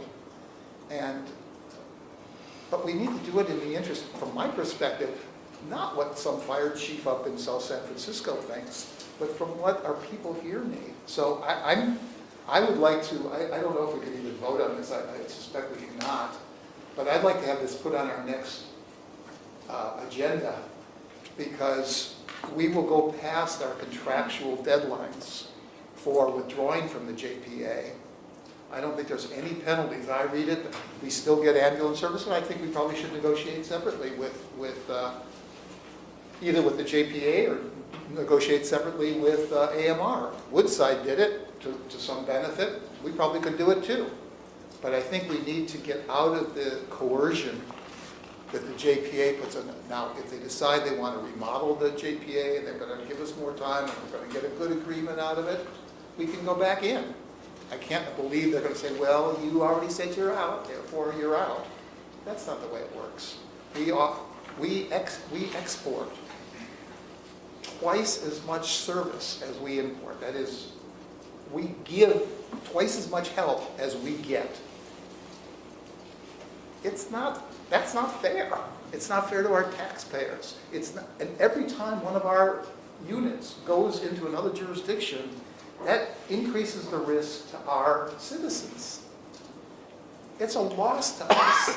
And there's nobody coming up from the south, like Palo Alto, to do move and cover, because they can't do that. So it just seems to me that we've got to do something very quickly. Again, I'm not against asking for more time. I think we should. But we don't have to go in there being beggars, hat in hand, please give us more time. We just say, no, we don't want to participate in this as it's now constituted. And I think, and my guess is there's probably 4 or 5 other agencies that would join us on that. And maybe we have 2 different groups, 2 different JPAs, or 2 different cooperative arrangements in San Mateo County. Who knows where it would come, but at least it would give us the time to do something. The county's not going to deny us ambulance service. How can they do that? I mean,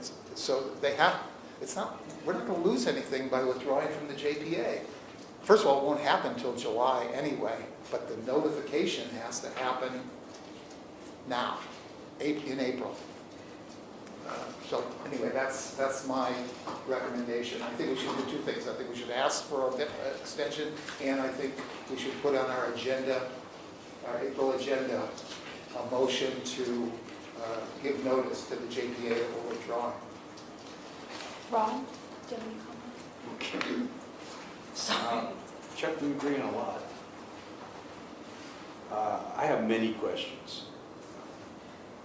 One is the actual makeup of the JPA. We've talked about it. We have voting members there with the six changes since 2009. I mean, that's got to change. I mean, you know, everyone has to have a vote. Or if they would establish some type of an executive board and then a voting board. If they want representation, fine, they can come to the meeting, but there should be the restricted, like a smaller body to actually vote that are the major participants in the JPA. Gosh,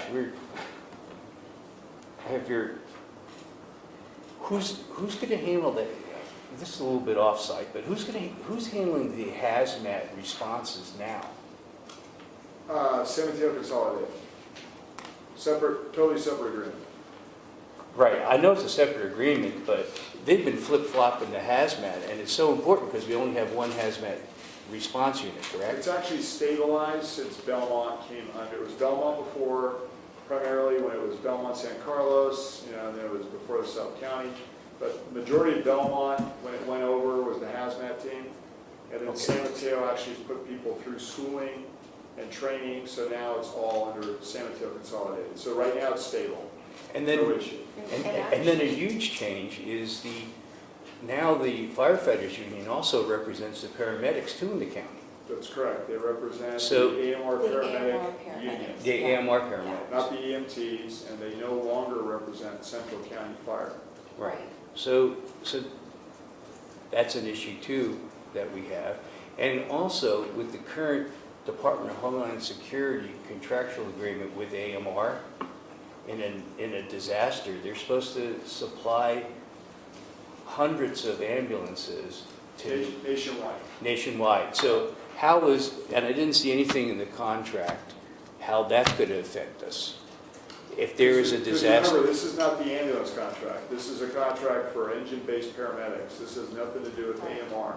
Well, if we're talking about the pre-medical with AMR, But that's separate. that's a separate Yeah, entity. so that agreement, which we haven't seen, again, comes out tomorrow, and then gets put on the Board of Supervisors' agenda for Tuesday. All right, well, that's something that I would That like, may be in there, or it may not, who knows? well, that would be something that I would definitely want to look at, to see how they're going to place those vehicles.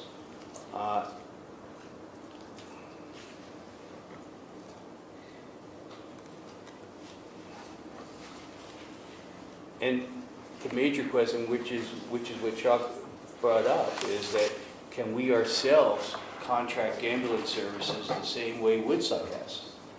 Not under the agreement currently as written. But And if you did it, Where is it written such that Woodside can do it? it's specifically now written, it says in the contract, I don't remember what page, but if you look through it, you'll see it mentions Woodside Fire Protection District. So it's the only one designated to do that In the new contract? in the new contract. But they've been doing it without it being designated? No, they have their own separate agreement between themselves, AMR and the EMSJPA.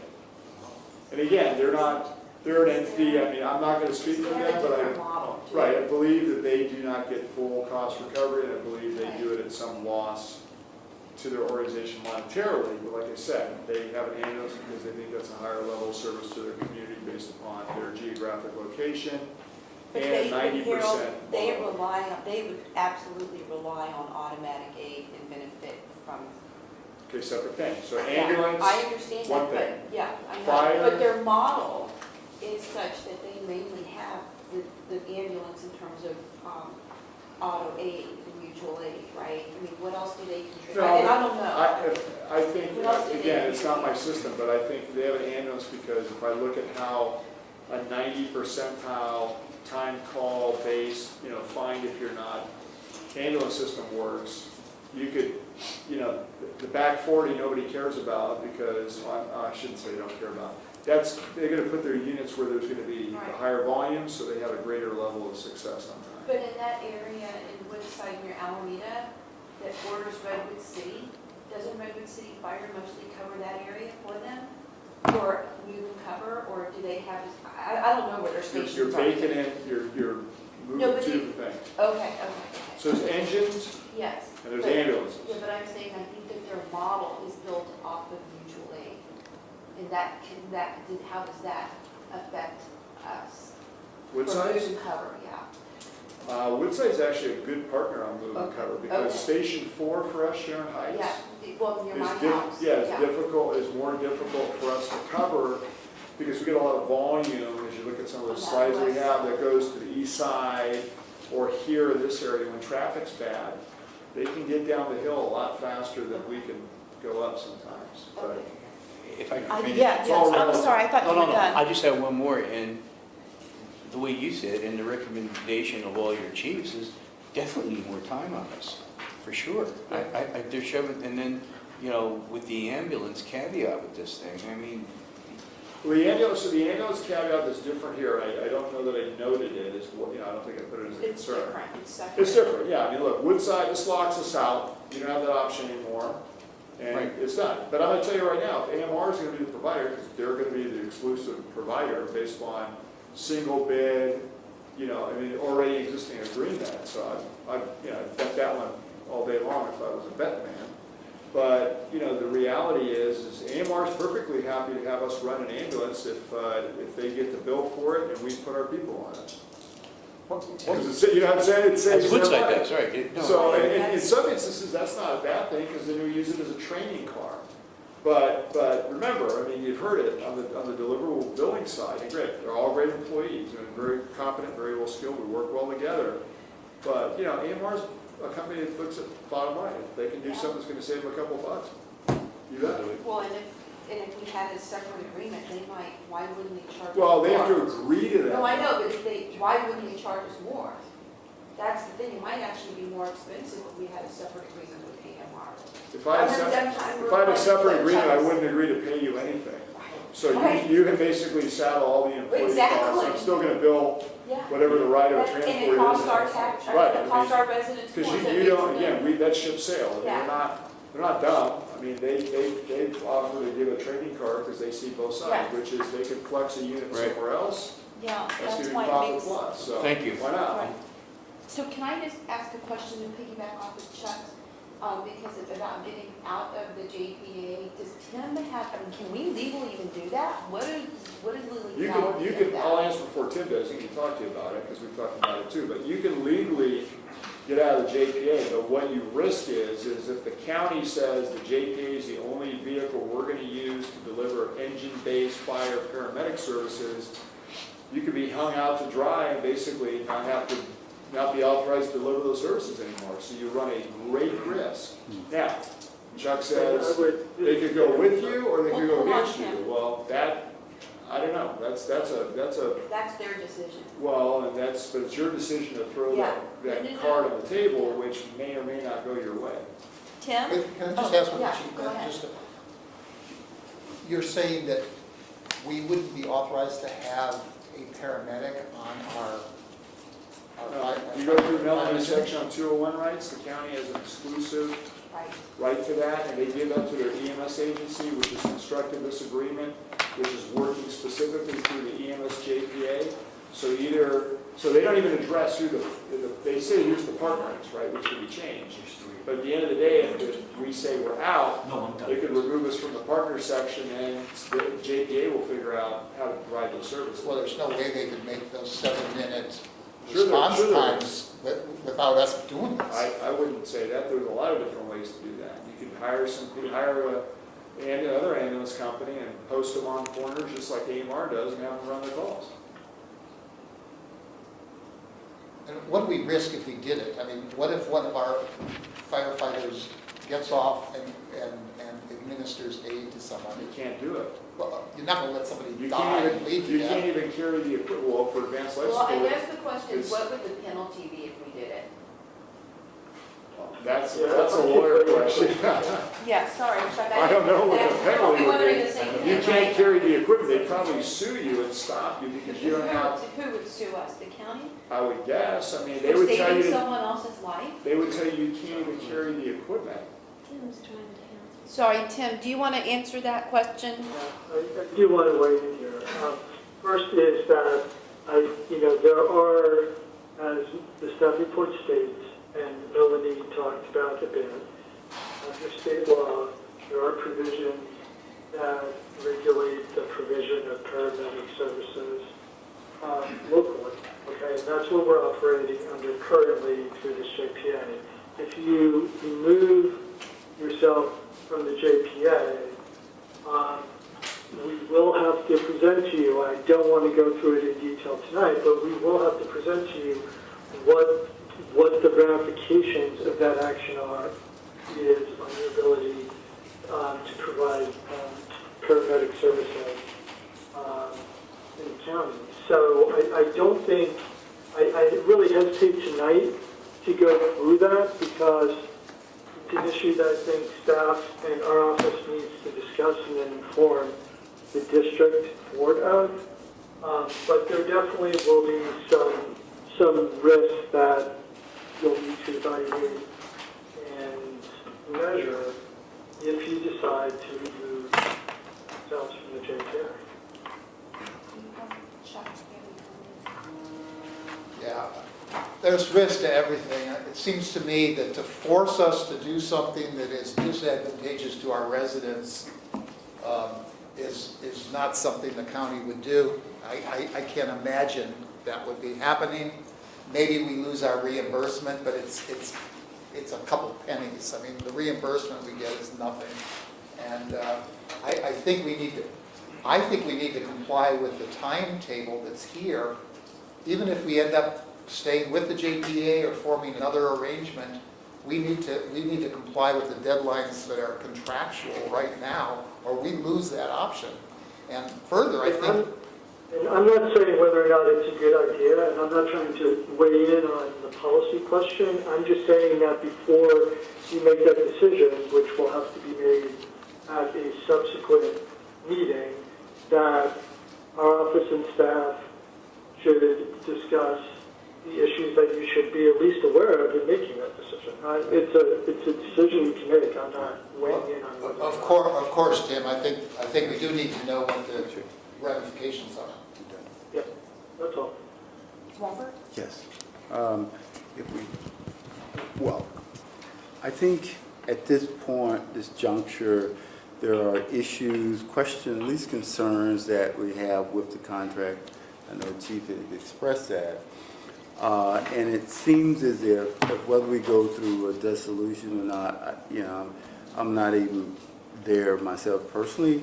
What I do think that we need to, the next step should be is to request from the board, request the chief to compose a letter to San Mateo County Pre-Hospital Emergency Medical Service Group, Joint Powers Authority, whether it's committee or board, to send a letter to them requesting time extension, requesting for added time to review and respond to the EMS JPA agreement, and in that letter highlight our collaborative intent, and also point out some areas of concern that we need to kind of talk about, resolve with that body in order to move forward on any contract. Will you make that a motion? Well, wait, Yes. can I just, before you make that motion, I want to give Jim an opportunity to say something, because Jim's the representative for that JPA on behalf of the district, and I know that he's done some work. So Jim, do you have anything to chime in on? I do. Thank you, Virginia. First, I want to thank the Chief and Melanie for doing a great job in their analysis of a complex issue. Without the JPA involvement or the involvement of the Chiefs group or the management group, this was a unilateral effort on the part of county EMS, and it's just not the way that you treat partners.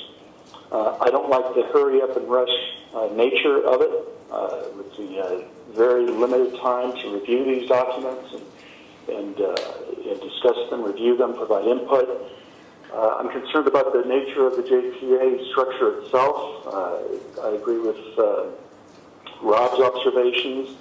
The JPA has an executive director. I don't know what his role has been in this process. It's not apparent to me at all, and that concerns me.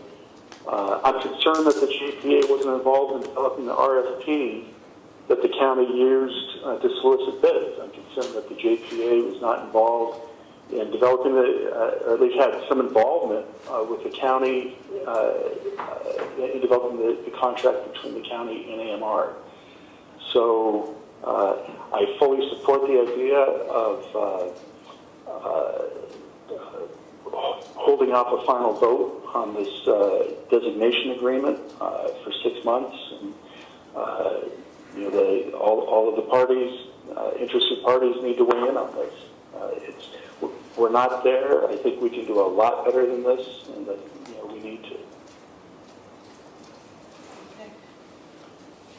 Can I just make one correction on the staff report that seems like it's not that important, but it is, because the chief's meeting happened yesterday, and it's a minor edit, but in your second paragraph, Michelle, it says, and it's under the background section, it says that the county fire chiefs met with the executive director of the EMSJP on April 4th. Do you mean April 3rd, or do you have another meeting today, Harold? What's the date today? Today's the 4th. Okay, I'm off by a day. Okay, that's okay, but I just want it, because this is, we're looking We'll at check. accuracy. So we met on the 3rd, today's the 4th, I thought today was the 5th, but Today's the 4th. Okay, so Robert, you it's all a have, blur late at night, you know? I mean, I have some questions on the FRUs, but if you Go want to for make it. your... No, you go for it. Just- I don't want to have to repeat it. Okay, so here I'll have a quick question, and maybe Paul can even help answer this. So this FRU issue, I think, is of concern for the other agencies, right? It is. And, Some of the. well, that's correct, for the, yes. And so I'm looking at the calculations. If you look at the consolidated agencies, San Mateo Consolidated, it looks like their total revenue would be $600,000 if you look at Belmont, San Mateo, and Foster City. North County is $480,000. Redwood City, if you include San Carlos, right, because they contract with them, is $420,000. Central County, I don't see anything in terms of Millbray's contract number. I mean, how does Millbray fit into this? I know they contract with Central County, and the reason I bring this up is I know that, and I have to give the chief a lot of credit for this, working with other agencies like Central County Fire and South San Francisco, even though they're not on this either, because they have their own ambulance service. But the other agencies have concerns, the same concerns we have had. And that's the reason that we've been meeting with them. They've actually reached out to us to get our thoughts on how we felt about this whole agreement, because they have the same concerns. And part of the concerns revolved around the FRUs, because it could be a possible decrease in the executive director's compensation, for all we know. I mean, someone else brought that up as a possibility, another agency. So I'm just curious, how does this all fit into the JPA budget, and especially with the fact they wanted, the JPA executive director wants to increase the budget by $500,000, and for what? So, I mean, it's so a lot not of the, things not mixed the together. EMS JPA director. It's the county EMS agency director. And the Okay. RFP has asked for up to another $500,000 from AMR in the agreement. The money that they're proposing to give to the EMS JPA, us essentially, is pretty much status quo, plus whatever the COLA will be for this year. Is that on the what San increase. Mateo negotiated? Or That's brought what that up, everybody I mean? gets. Yeah, they brought it up. I mean, what Chief Healy in San Mateo is concerned about, and remember, why is Chief Healy concerned? So what I said, January 17th, they became Consolidated Fire. So he's had to look at every cost to make sure that all the agencies could combine together into this new consolidated JPA. Well, I think part of his frustration is that he didn't get all the right answers, so now he doesn't have all the right information. And so that bothers him. Yeah. And I get it, so, but that's, and so as he's gone through, and primarily it was South San Francisco because they have an ambulance system, the chief there was the one that said, here's how much is baked into the ambulance JPA that comes back to county, San Mateo County EMS agency, which is, they're asking for $500,000 more. The concern from the chiefs, and I'll say it loosely, because it's also my concern, is if you look at the contract and you have 9 pages of time-related information, so exceptions, requirements, the first contract was 9 pages long. So, does that mean they're going to use that $500,000 to hire another position that's just going to be coming down doing no-notice inspections, on top of us wanting to know response times? And that's one of the concerns is that what are you going to use the other $500,000 for? And maybe it is cost recovery. I don't know, because I don't look and see their budget, and I don't. At the same time, But there's they're all those that tied are together. well, there's those that are concerned that say, Okay, but that's the hand that's feeding Right, you. I know. To which I say, no, it's the Board of Supervisors that empowers them. So again, if this doesn't feel like a partnership, and I mean, why isn't there even any other kind of shared revenue in there? Okay, and again, I'm sensitive to that because you got people in the audience talking about how much it costs. I've been there. I paid my own bills too. So, you know, I mean, but I'm also sensitive to every agency has a different budget, right? So some of the other agencies in the county are more motivated by cost recovery because it's a bigger deal for them than perhaps we are, where again, going back to when we started, 1994, we weren't getting any money. It came out of our budget. But we had more control too with that. Well, we did, until we got into the county ambulance system I know. under the private vendor, and then we got to feel what that felt like, and that wasn't a good feel. So, you know, and then the second time around, there was no will to do it again as a direct, you know, it wouldn't matter anyway. Look at AMR, we've already said, the contract through AMR and with the county. So, you know, no matter what you do, somebody's going to get the money. And I think that's the thing. Even if we said to them, we don't want the FRU money, they'll just break it up amongst everybody else, and maybe they say, okay, you can provide ALS services, then you get zero. And maybe that is legitimate. I mean, but we can't just do our own thing. As Tim said, you know, if you say you're out, what does out mean? Yeah, so I'm a child of the 60s. I'm one of those people that says you can just tune out at some point. And there's a point where it doesn't make sense. And I think there's other people that would agree. As I understand it, we have no idea how much revenue AMR generates from this contract. It could be 10 million, it could be 25 million, it could be 50 million, it could be 100 million. We have no way of knowing. What we're essentially doing with the ambulance contract is granting them a monopoly on ambulance services in the county. So remember, separate agreement.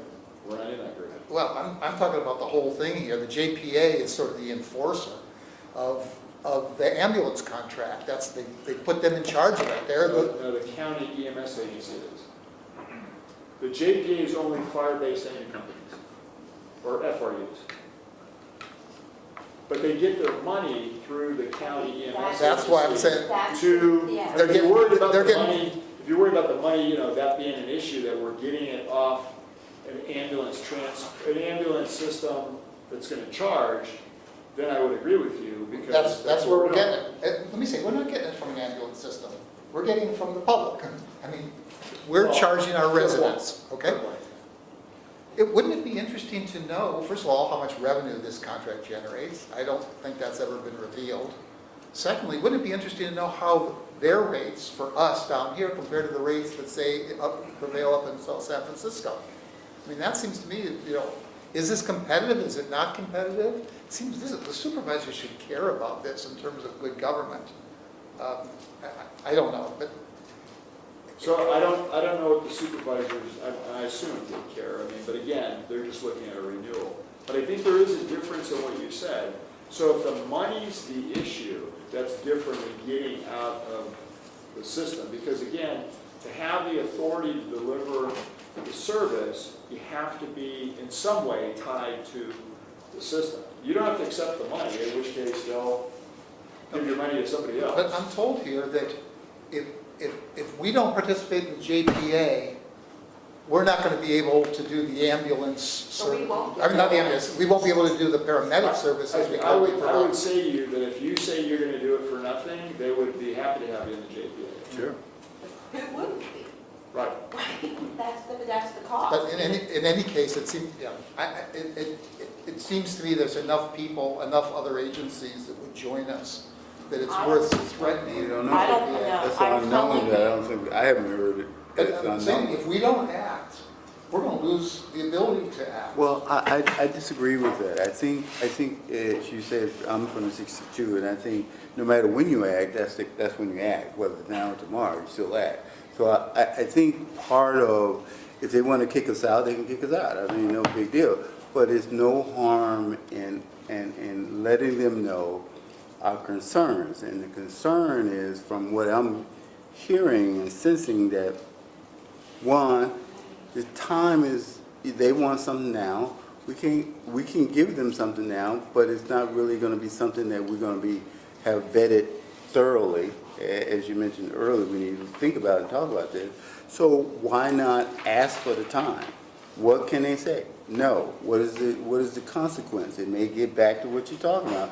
Now we're on a secession mode, but you know, I think we need to. His timeframe is different from, I think, what. Well, no, I think the time, I did make a motion earlier, but the point that I'm trying to make is that I think if we don't request something, we never know if they're gonna say yes or no. And I think that, I'm not so much afraid of the no, but I think we need to ask, we need to request that, because it seemed like the appropriate thing to do, and ask in a way that will, one, let them know our concerns, and two, let them know what's not acceptable to us.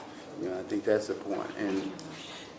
And the motion again, it was whatever modification people want to make, is to request the fire chiefs, you know, or the chair, to compose a letter to San Mateo County Pre-Hospital Emergency Medical Service Group, Joint Powers Authority.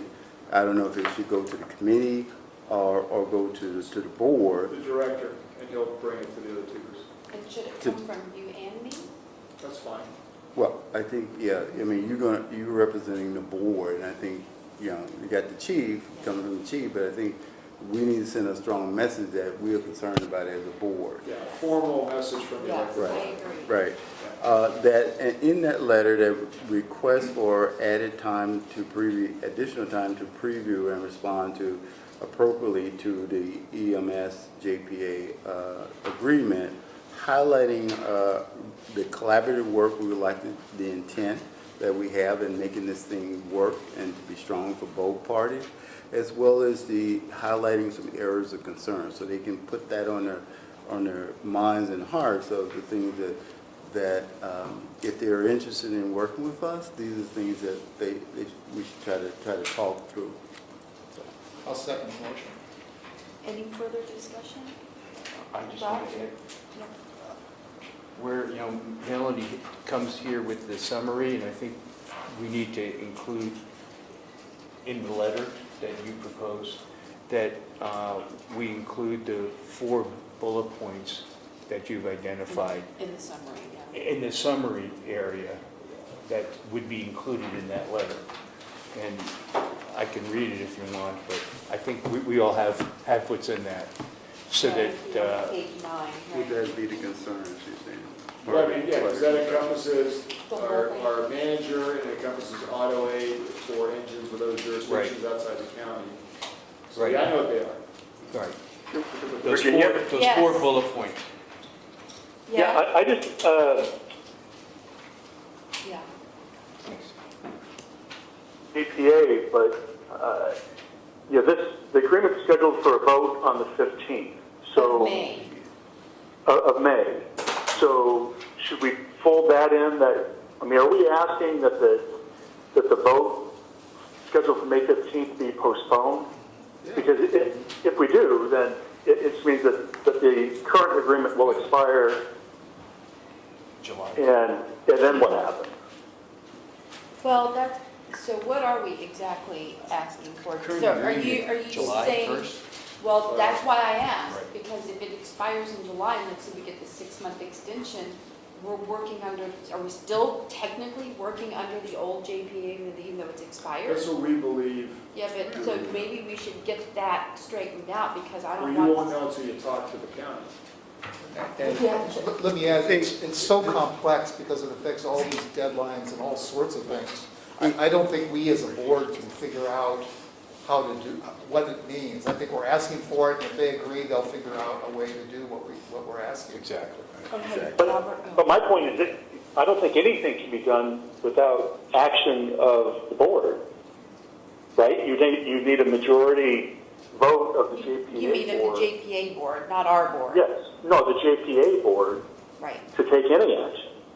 So that's right. Or it could be that the executive director of the EMS JPA, John, Cancels the meeting. communicates with Nancy at it communicates with Nancy at the county's EMS agency, and then they voluntarily give an extension. Because remember, this is their imposed deadline. I know. Right, so if the But ambulance it's in line agreement with the renews, ambulance agreement. they're golden. Everything stays pretty much status quo. Right, but what I So- think what Jim is asking, and tell me if I'm summarizing this correctly, Jim, is he has to go to the meeting on May 15th. No. Do we want to say we don't want to have a meeting in this letter? I don't Well, know. here's what I would suggest you say, is you need to have a meeting because you're never gonna fix the construct of that Okay. JPA. Did you If hear you have that, a Jim? meeting to actually do it, so. So basically, this letter would people be show the up, they'll meeting, inform. this letter would be the stance of the board and the fire district that you should take to the meeting and reflect that. Is that correct? Yeah. Is that correct? Right. Whatever the This is Tim again, can I make a recommendation? Yes. The existing agreement that is the designation of the paramedic services is between the JPA and the county EMS agency. So I think, since those are the two parties to the agreement that is proposed to be amended, I would send your correspondence to both of them, because there cannot be a unilateral extension or more time or, whatever you're asking for without both parties to agreement. Okay. Agreement. So we'll work out My those recommendation would be send in it the to both. supervisors, in the board of supervisors, so basically 3 letters going to 3 different entities. So What was Jim, that last part that you were trying to I'm say? sorry, Tim, I think I interrupted you. So can you just mention the last part again, Tim? No, I think I'll just summarize by saying my statement was your letter should go to all the parties to the agreement you're talking about. And So- these parties are the county EMS agency, and the JPI. Jim, do you understand that that would be the case? So there would technically, we're not asking for a meeting not to happen.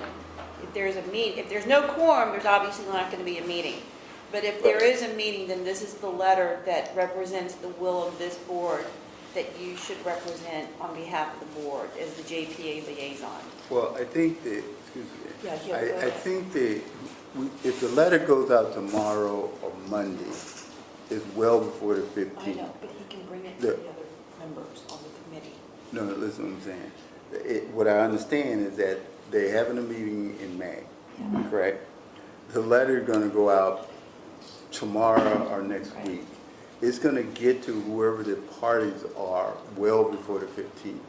And so they make that decision to either honor our request or to say the hell with us. One or two. Well before the 15th.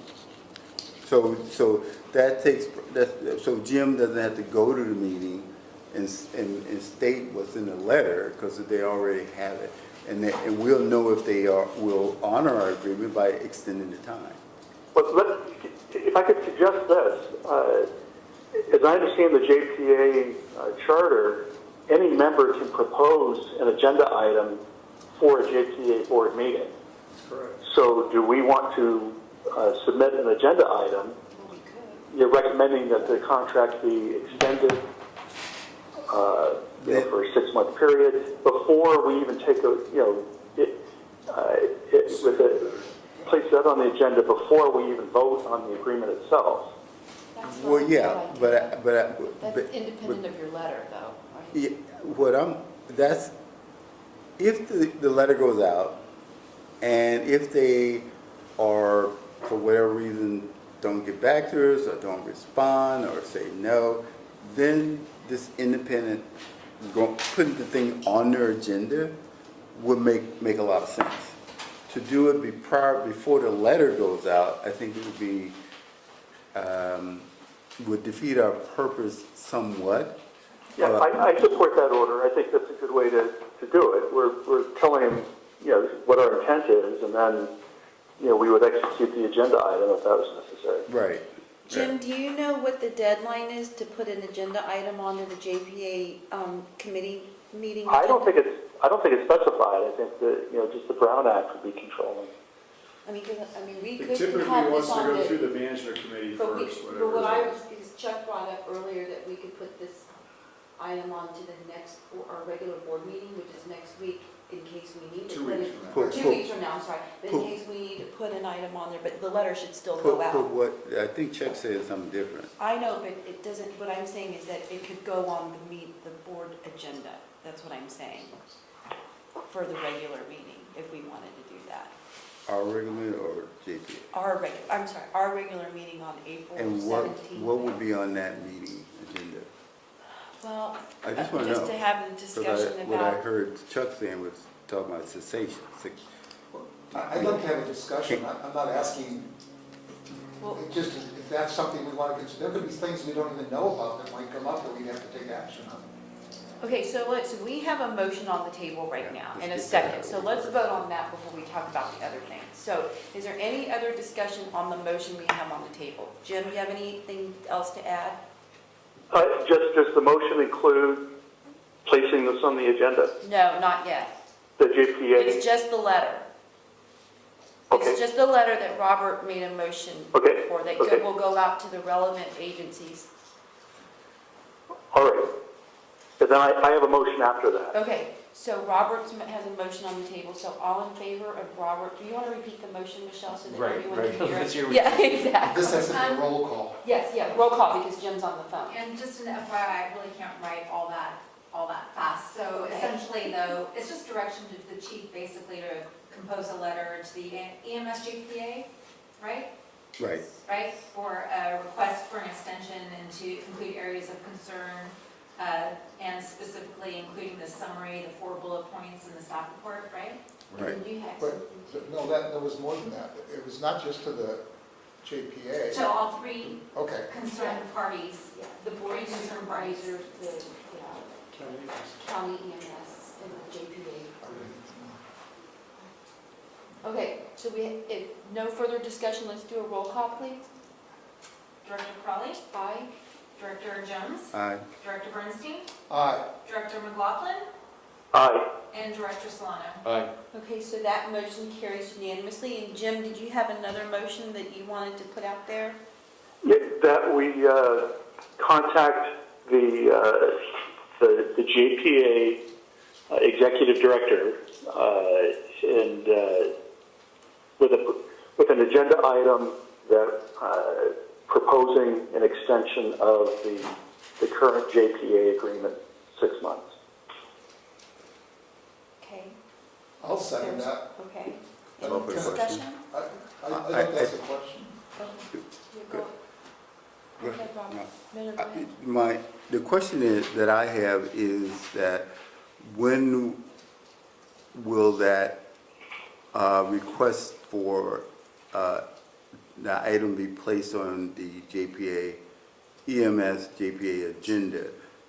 The timing is, I think, is important. I think that we should at least get a response from our letter first before going through the request, because it may be granted to us through our letter versus waiting till or doing it prior to or before.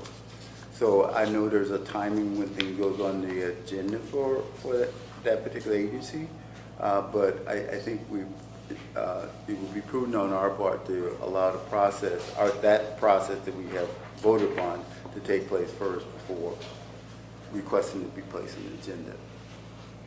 Chuck? Well, I want to address in part Robert's question, and Jim, I want to ask you, okay, according to the current contract with the JPA, it takes 4 members to call a special meeting. It seems like, based on what Virginia said about other agencies that might be interested, that we could probably find 3 other agencies to call a special meeting on that. Do you have any comment on that idea? You know, I'd only be concerned about getting a quorum together to move anything. You know, I'm not opposed to it, but I think getting a quorum could be a hurdle. Been the problem Well, before. if there is no quorum, then there's no meeting. Right. So Jim has a motion on the table to put something on the, do you want to answer Robert's question as to your intent in terms of? Yeah, I mean, I appreciate what he's saying, and I don't think there's there's no urgency to getting something on the agenda. If meeting is scheduled for May 15th, then, we should just verify, what is the date, that we have to get the agenda in by. But I don't have any problem waiting for a response from our letter. Unless there's no response, which is Right, and possible until the deadline, and we have to get something on the JPA committee agenda, a meeting agenda. Right, I mean, we could establish a deadline if we haven't heard from, if we haven't gotten a response to our letter by a given date, then we'll propose an agenda item. Tim, do you have any idea legally what our deadline would be to get an item on the JPA meeting agenda? I think that I was trying to flip through the agreement really quick, but I think it's dictated by the Brown Act or some other procedures. So unfortunately, I don't see anything in the JPA agreement commission we have that addresses that. Okay, so. Typically, it goes through the management 70. committee first, which meets on May 2nd. Yeah, I was gonna I'm looking. So as long as it's before that, and then it will get put on the agenda, management committee meets, talks about it. Again, we have a city manager who's the chair of that, and, 99.99% of the time, it's gonna go to the board after that. Right. Yeah, but technically, legally, under the Brown Act, we could probably get this on as late as May 8th or 9th, right?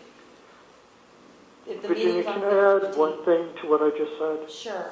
Okay, so in the meeting of the board section of the JPA agreement, under agenda items, it says any member of the board can request a specific item be included for review by the board at the upcoming meeting. The request should be provided to the executive director, who then will include the item in the agenda consistent with notification requirements of the Brown Act.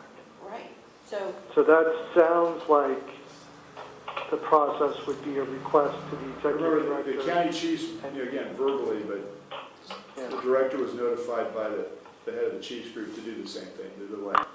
I know, but I just want to make sure No, that I know, we we'll put it in honor what writing and Robert's we'll- saying with the letter, which I think the board agrees with, Yeah. and with the timing, because I don't want to be late in getting a letter out, getting an agenda request out. I don't want to be late in that, and I don't think anyone else You're gonna here be wants almost a to be month ahead of either. schedule.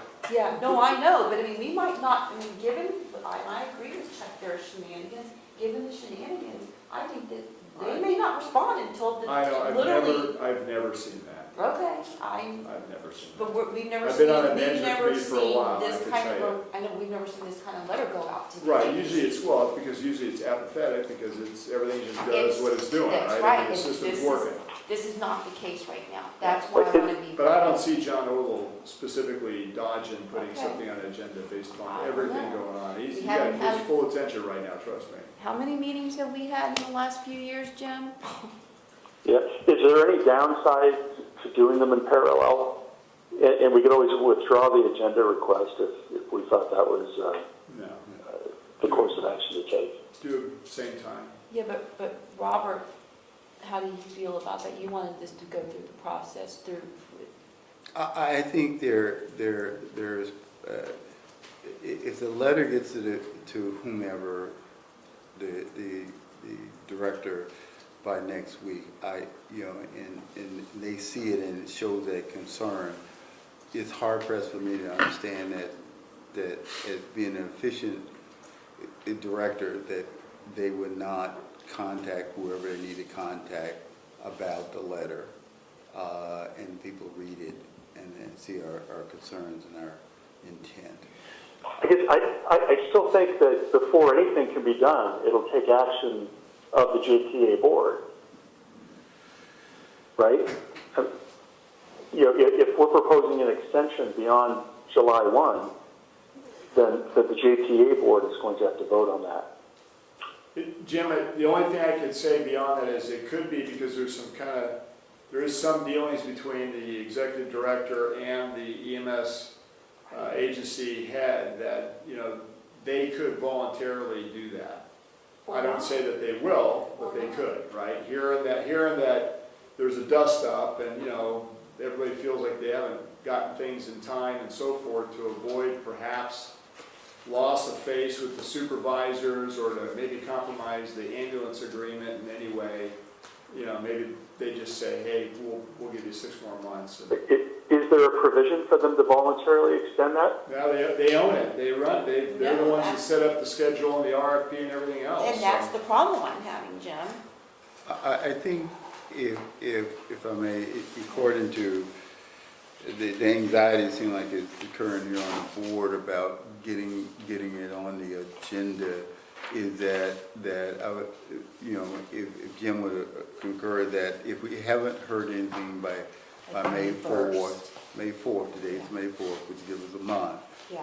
then to move forward with requesting it to be placed on the agenda. I support that.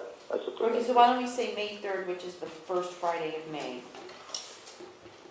The May 4th is a Saturday. I'll be at the meeting on the 2nd, so. I'll know it's there, trust me, it's not gonna. Okay, so are you okay with that, Jim? Do you want to amend your motion to put that date in there, May 3rd, Friday? Yes. Michelle, did you get that? Yeah. Okay, you want to read the motion again? Just I don't, put- so This is essentially Jim's that, motion. contact the JPA executive director to propose an agenda item that would be a 6-month extension. And that would be if we didn't receive response to the earlier motion referred to letter by May 3rd. Yes, and Chuck has seconded that. Yeah. So I'm going to ask if there's any more public comment. I've got public comment open still.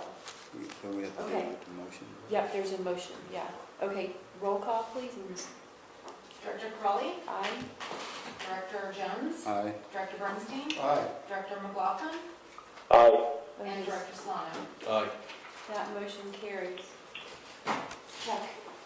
I would like to, I don't know if it requires a motion or not, but I would like to put an item of this on the next agenda, which is as broad as we could be for whatever action we might want to take. Thanks, David. I think the proper procedure is for me to make a motion to do that, but, so why don't I go ahead and do it? I make a motion to put the issue of the EMS contract on the, is it April 6th? April 17th. 16th. The April 16th agenda, Regular meeting. regular meeting agenda. Excuse me, through the chair, can I Yes. interject one thing? Sure. If you're also going to talk, because there's a number of different contracts at play here, so I would just suggest if there's going to be discussions beyond what we'll call the EMS contract, for example, the JPA agreements, we might want to just make sure, if that's the intent, that the agenda item is brought in. But, look, I agree, I think that's a good point, so let me clarify. It could be any of the agreements that we've looked at today, the automatic aid, the one that you're receiving tomorrow, And the structure. Ambulance. the JPA contract, the ambulance contract, any one of those. And the structure, voting structure, the committee. Well, that's part of the JPA Construct. It's a component. Yeah. So, the point of clarification, are we talking about recycling what we have looked at today? Or talking about today, or are we talking about some new contract? Well, the chief will receive a new contract between tomorrow, he said, right? So tomorrow, well, I hope, tomorrow we have the ambulance agreement that comes out. What you don't have in your packet tonight is the auto aid agreement, and what you don't have in your packet is the agreement between the EMS JPA for dispatch services. So those are the three you talked about. Those are- They're receiving more, Because I don't want to have to go back through this one. I thought we You don't, beat you this shouldn't, one up. you shouldn't have to. Okay, No, these that's are- why I'm trying to get clarification on, because you said contracts, I was trying to figure out. I'm just trying to make sure that we could take an action in April without having them to have a special meeting to deal with something. So it could be any of those contracts that we've talked about. The three that the chief. The three you haven't seen yet. The one I haven't seen yet either, because no one's seen it in this room. I just want to make sure we're clear on, we're looking at the same picture. Are you okay? We need a program, Okay. baseball. Is there a second to Chuck's motion? Second. Rob, any discussion? Jim, any discussion? No. Robert? Okay, roll call, please. Director Jones, you seconded that? Yes. Okay. Yes. Director Crawley? Aye. Director Jones? Aye. Director Bernstein? Aye. Director McLaughlin? Aye. Director Solano? Aye.